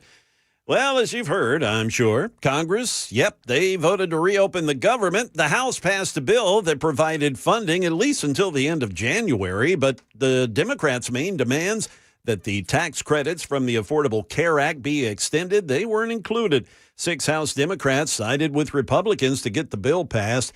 Republicans say they will vote on health care tax credits next month as premiums for millions on Obamacare are expected to go big time if the tax credits don't get passed. We've got more now from ABC's Jay O'Brien. Those 6 moderate Democrats still voting with Republicans on the issue. One of them, Don Davis, telling reporters last night that he saw the pain this shutdown was causing his constituents, and he believes that holding out for this period of time did allow Americans to, quote unquote, have the conversation about health care. The Trump administration, they're now joining in a legal fight by Republicans in California against the state's Proposition 50 that was overwhelmingly approved by voters to redistrict in favor of Democrats to counter Texas redistricting that was in favor of Republicans. ABC's Alex Stone is out in California. The Justice Department is now suing Governor Gavin Newsom and California's Secretary of State over the voter-approved redistricting plan, alleging the plan uses race to draw new congressional districts in violation of the 14th Amendment. Republicans tried to stop the vote before Election Day and lost that bid in the courts. The California proposition was developed as a response to Texas redistricting to add more Republican seats to Congress. Attorney General Pam Bondi calling California's attempt to favor Democrats a brazen power grab. Now we turn to today's closing money news with Michelle Frenzen. After closing at a near high on Wednesday, the Dow closed down nearly 800 points in its worst day in over a month as investors grow concerned on the interest rate outlook and the massive investments into artificial intelligence. The tech-heavy NASDAQ also fell 536 points. The S&P closed down 113. The average rate on a 30-year U.S. mortgage has ticked slightly higher for the second week in a row, up to 6.24% from 6.22%. While up from its year low of 6.17%, it's still lower than last year's rate of 6.78. After more than 3 months on strike, Boeing defense workers have voted to approve a new contract with the company. The new deal will bring a 24% wage increase over 5 years and a $6,000 upfront bonus. Starting next season, Major League Soccer will find a new home on Apple TV, phasing out the league's separate season pass. That is the latest news. Traffic and weather are next. I'm Jay Harper, WTN News.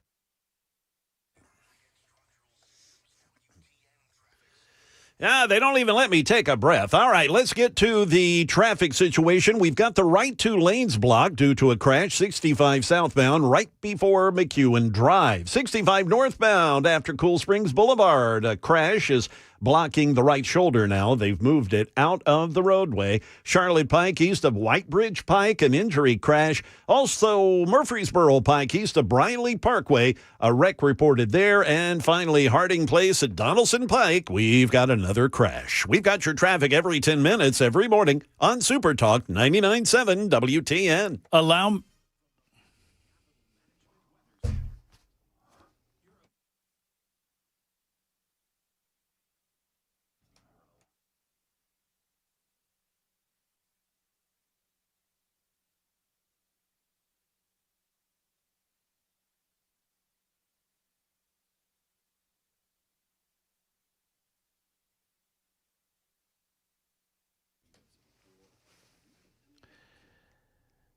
Do you want to know a place where European auto repair does not feel like European auto repair? Friends, it's Matt Murphy, and I want to tell you about that magical place. It's called Eurofix. You notice Eurofix is not your typical greasy garage. Waiting rooms, they're clean, they're comfortable, they're inviting. Service areas are spotless because Eurofix cares about everything from how you're treated to how your vehicle is treated. Every repair comes with a rock-solid 3-year, 36,000-mile nationwide warranty on all repairs Eurofix performs, and at below dealer pricing. You don't have to put up with dealer prices or get ghosted when you are waiting on a callback. That's the worst. Eurofix fixes all things European, plus that you get a rental car, which is available at every appointment.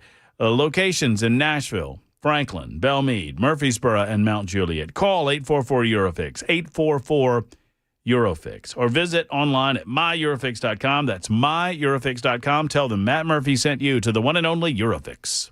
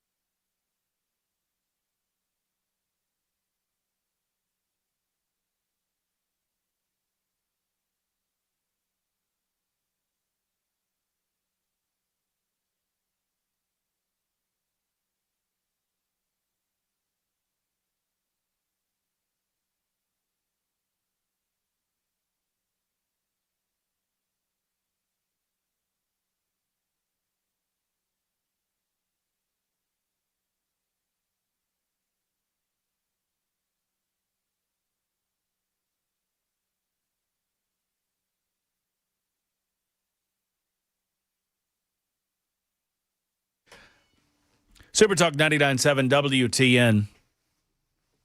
I want to go home, and I want to stay at home for the rest of the week. I don't want to come in on Friday. I want Jackson and Jay Harper and Jay St. Clair to handle Friday, and I'll just come back fresh as a daisy on Monday, rested and right for the listening audience. Jackson? You know, I just said there's more than one rule. I said at first there's one rule to Nincompoops in the News, right? And then I said, wait, no, there's two rules because a listener alerted me. Rule number one is don't repeat a story. Rule number two is nobody dies. Now, here comes Nolene, who writes correctly that there are not two rules, there are three in Nincompoops in the News. Three rules. Rule number one, winner goes first. Rule number two, don't repeat a story. Rule number three, nobody dies. This was not the don't tase me bro story. I'm not sure whether it was or not, but I do believe it was Cameron's story from yesterday. I don't believe that you listen to Cameron. I think you tune Cameron out. I think that's fair. And I think that Cameron gave this story. I know what you're doing right now. You're going back from yesterday and you're looking it up, aren't you? Because you have to be right. I get it. By the way, Eric writes in and says, I will personally bet Jackson. I don't know why we have to resort to violence, but Jackson, listen up and see if you accept this bet. I will personally bet Jackson one full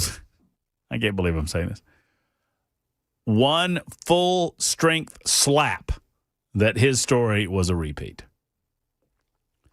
So you consider whether or not that's worth it to you, Jackson. And no, Joshua, Jackson does not always lose. I'm the one that loses more than anybody. It's my game, and I lose more than Ken or Jackson or Jay, for that matter. Jay's got a better winning percentage than I'll ever have in this game. So there you go. In the meantime, the last ever penny has been produced, and I think it's a pretty good day in America. I feel pretty good about the idea that the last American penny has passed through the assembly line and has been produced. The United States of America spent, by some estimations, 232 years producing the penny. And yesterday marked the last day the Philadelphia Mint would create the penny, the 1 cent coin that costs 4 cents almost to produce. The coin introduced in 1793, and it had the buying power to afford you know what you could buy for a penny back in the day, Jackson? I was there. You like to say that I was around during that time, despite the fact that I don't think I'm that old, but whatever. You could buy a candle for a penny. A candle. When you were a kid? No, in 1793, Jackson. You could buy a piece of candy for a penny. You could buy a newspaper at the time for a penny. Now billions of pennies remain in circulation, but it's nearly impossible to find any goods that can be bought with a single cent. God bless America. We're going to save the taxpayers $56 million, said Treasurer Brandon Beach at the U.S. Mint in Philadelphia before pressing a button to strike the final penny. The last coin to be discontinued in the United States of America was the half-cent coin. I was relating this to you, and you looked at me in disbelief, Jackson. Would you care to guess when the half cent went out of favor? What year? I suppose not. 1857. So before the Civil War, the half cent was discontinued. It was another copper coin that featured Lady Liberty. It was minted for less than 70 years. According to many at the Mint, they say that it was an emotional day earlier this week. President Donald Trump argued properly that the penny has become obsolete in the modern world, costing more than 4 times its actual worth. I would suggest to you that it's time to not only discontinue the penny, but it is high time that we discontinued the nickel as well. Jackson looked up these prices yesterday. A penny cost almost 4 cents to make. A nickel is way worse. Wasn't it 14 cents? Yeah. 14 cents on a nickel? No, that's bad news, guys. Let's keep the dime. Just round up, round down. People are like, oh, they're going to screw you. Yeah, whatever. It's 4 cents at most. I haven't handled a penny, and I don't know when. I don't take them. I don't keep them. I tell people to keep the pennies. You'd be surprised with the number of people that keep all of the change when you tell them that, but whatever. I want the silver. I don't want the rest of it. And frankly, I don't want any nickels anymore either. So if something ends in a 4, round down to the 0. If something ends in a 5, that's the problem. What do you do with that 5? I guess you round down on the 5, too. Round down on the 5, round up on the 6, and we're done. 6, 7, 8, you round up to the next 0. That's how they get you, though. 5. What do you mean that's how they get you? For 3 cents, that's how they get you? They're gonna price things accordingly. Yeah, but you do the rounding at the end of the point of sale, right? So they're not rounding on every item. They're rounding at the end of point of sale. So you still keep the penny standard in the pricing. So if I'm the checkout guy, although I do it myself, so I don't really have a checkout guy, and I'm boop, boop, boop, boop, boop. I got Jackson's items here. Boop. There's ramen. Boop. There's a cup of soup. Boop. There's some gravy. Boop. There's some frozen pizza. Whatever. Sounds like a good dinner. Pepsi-Cola? Diet Pepsi. Boop. So if that rings at a penny or two at the end price, you don't round it. Then you wait till the end of the transaction, and your final transaction comes out to be $47.52. You round down to the 50, and you're done. That's how they get you. Is that how they get you, Jackson? Is that how they get you? Yes. Then they already got you. They already got you. Now, some people are suggesting there was one moron on social media. If you follow me at Matt Murphy Show, you probably saw this exchange earlier today that suggested that I was advocating for a cashless society. No, a cashless society is a different thing. Going to a digital, quote-unquote, currency is a different thing. I'm not advocating that we get rid of our currency. I'm not advocating that we get rid of some of our coinage. I'm advocating that we retire coinage that has outlived its usefulness. And I've been advocating this for 20 years. It is way past time. And finally, we've got a president of the United States who has the intestinal fortitude, dare I say, the cojones to get it done. For far too long, wrote Donald Trump, the United States has minted pennies that literally cost us more than 2 cents. It's so wasteful. Today, I attended the final penny strike, Beach wrote on social media, symbolizing the end of penny production and the return of common sense. See what he did there? Every year, the U.S. loses millions producing pennies, and their demand has plummeted. I think it's like 80% of all pennies in circulation aren't actually in circulation. 80% are in people's homes, in their couch cushions, in jars. They are in gutters. They are lost. They are, in your automobile, whatever. Way time to get rid of the penny. Is a nickel still made out of solid nickel? I was told differently. I don't think that's true. I know a penny's not made out of solid copper. A nickel cost 14 cents to make, though. A nickel cost 14 cents to make.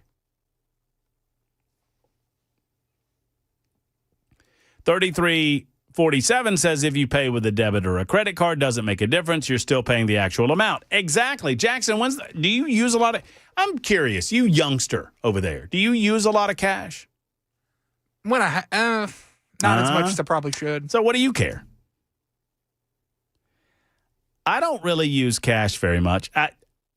Old school guys chide me for this because I don't carry a lot of cash. So it's not going to impact me that much. But when I do pay with cash, I will tell you up front, keep the pennies because I don't want them. Devin is next up with regard to pizza. Hello, Devin. How are you? Devin. Hey, Devin. Last chance, Devin. Devon. I hear him. Maybe Devin is the pizza delivery guy, and he's telling you your pie's downstairs. Maybe his name's Kevin, and I miss. Hey, Kevin. Hey, if you yes, can. Sir. Oh, that was it. There you go. Is this Kevin? Sure enough. What's up, Kevin? I wanted to jog your brain. Do you remember, because you brought up the little Caesar's pizza, do you remember when the old commercial was the Little Caesars Bam Bam? Bam Bam. I remember Pizza. The Pizza. You remember when we used to get 2 pizzas? It was on a cardboard sleeve shoved in a paper sack. Man, that's before my time, Kevin. I don't know that I remember that. I bet it was good, Well, though. I bet it tasted good, though. Sure enough. But I'm voting for Jay. Oh, dadgum, Kevin. I mean, why you got to ruin the call that way? Tell me you're voting for Jay. I mean, come on, man. Harper had a pretty good story. Jackson had the best story of the day, but he got DQ'd, and I don't make up the rules. Apparently it was Ken's from Veterans Day. So you found it, did you? No, but a listener gave me a timestamp. I love our listeners. Yeah. The smartest listening audience on planet Earth right here. How did I miss Ken's story, though? Because I rarely miss a Weaver story. I mean, I love a good Weaver story. I was distracted, too. I didn't recognize it as a DQable story, so Obviously, I was doing something over here. You'll see me, if you watch on Talk TV, you'll know if Matt Murphy doesn't have a story ready because I don't pay attention to the other stories. I'm looking for my story while they're telling their stories. And I try not to do that because I think it's rude. And I'm sorry, Jackson. I'm sorry you got DQ'd today, and I'm sorry sometimes I don't listen to your stories. Somebody in the YouTube chat said, boy, I hope Kevin's not driving. Kevin's got him some pizza. What did he say, Bam Bam? That's the guy from the Fruity Pebbles. Yeah, I thought that was like, that was That's Bam Bam. That's Fred Flintstone. That's Bam Bam. Yeah. Bam Bam and Pebbles. Yeah. And later on in life, they get married or something, right? Remember that? No. If you had to pick Wilma or Betty. Betty? Ginger or Marianne? Just blink twice if you don't know what I'm talking about. Blink, blink. Man, oh, man. Is that from Gilligan? Good gracious alive, you make me feel old sometimes. I guess I am. That's just your bones. Thank you, Jackson. Is it Friday? Almost. 51 after the hour on Super Talk.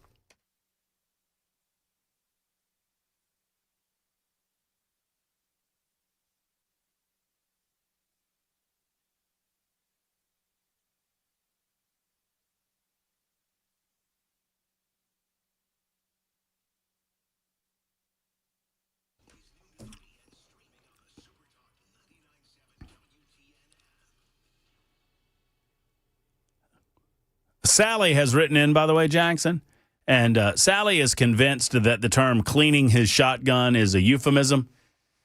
It's not to be taken literally, and Sally has accused you of missing Ken Weaver's story because you were sitting in a dark control area cleaning your shotgun. I don't know if that's true or not, but I know this. Speaking of shotguns and anything else that you keep in your home to protect yourself and to protect your family, you can protect those items with a safe from Nashville Safe House. Whether it's your shotgun, your rifle, your short guns, your long guns, whatever, if you want to protect yourself from the unlikely event that the dog's going to put his paw on your shotgun and shoot it and shoot you in the tuchus, you can do that with an incredible safe from Nashville Safe House. What about a Browning safe? They got great rebates from now to the end of the year, a $400 rebate off the top from the factory. Plus, that includes their incredible prices at Nashville Safe House. They got Fort Knox. They got Liberty. They got every brand you can imagine. Superior, Rhino, you name it, they've got it. They've got more than 200 safes in stock. What about a safe for the holidays? Remember, gun safes are sales tax free at Nashville Safe House. Go see Mark and the rest of the team at Nashville Safe House. Tell them I said hello. Across the street from City Cemetery, 4th Avenue South in Nashville. Online at NashvilleSafeHouse.com.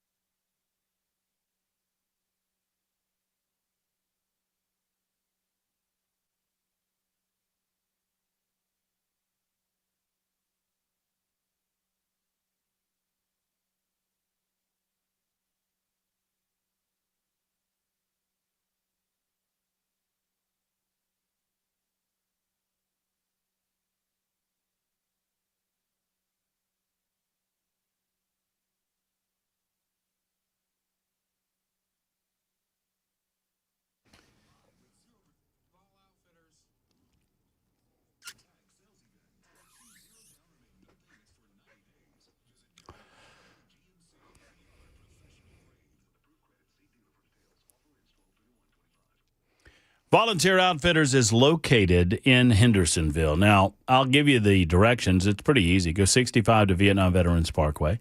Go to Vietnam Veterans Parkway. Get off at New Shackle Island Road. Take a left, and you'll see Volunteer Outfitters down on the left, right past the car wash. Go in and see the guys. Say hello to Tommy and his team. They're wonderful people. They run a great shop, and they've got some of the best name brands. And you don't pay these big-time Nashville prices at Volunteer Outfitters. No, sir.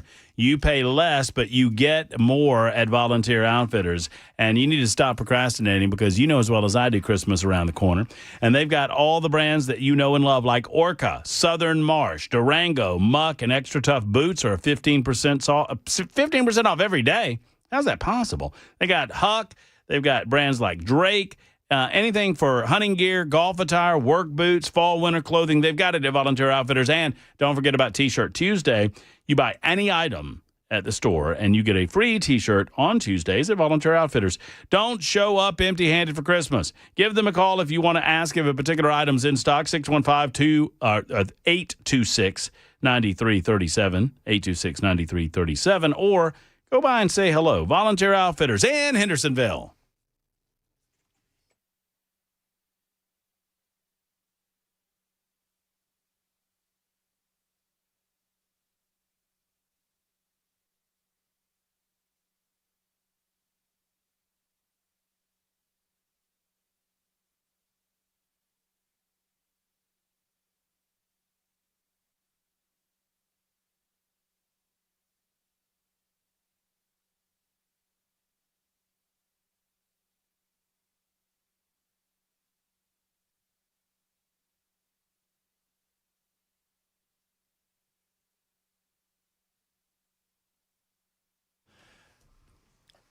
Hey, Zoltar Mom Donnie.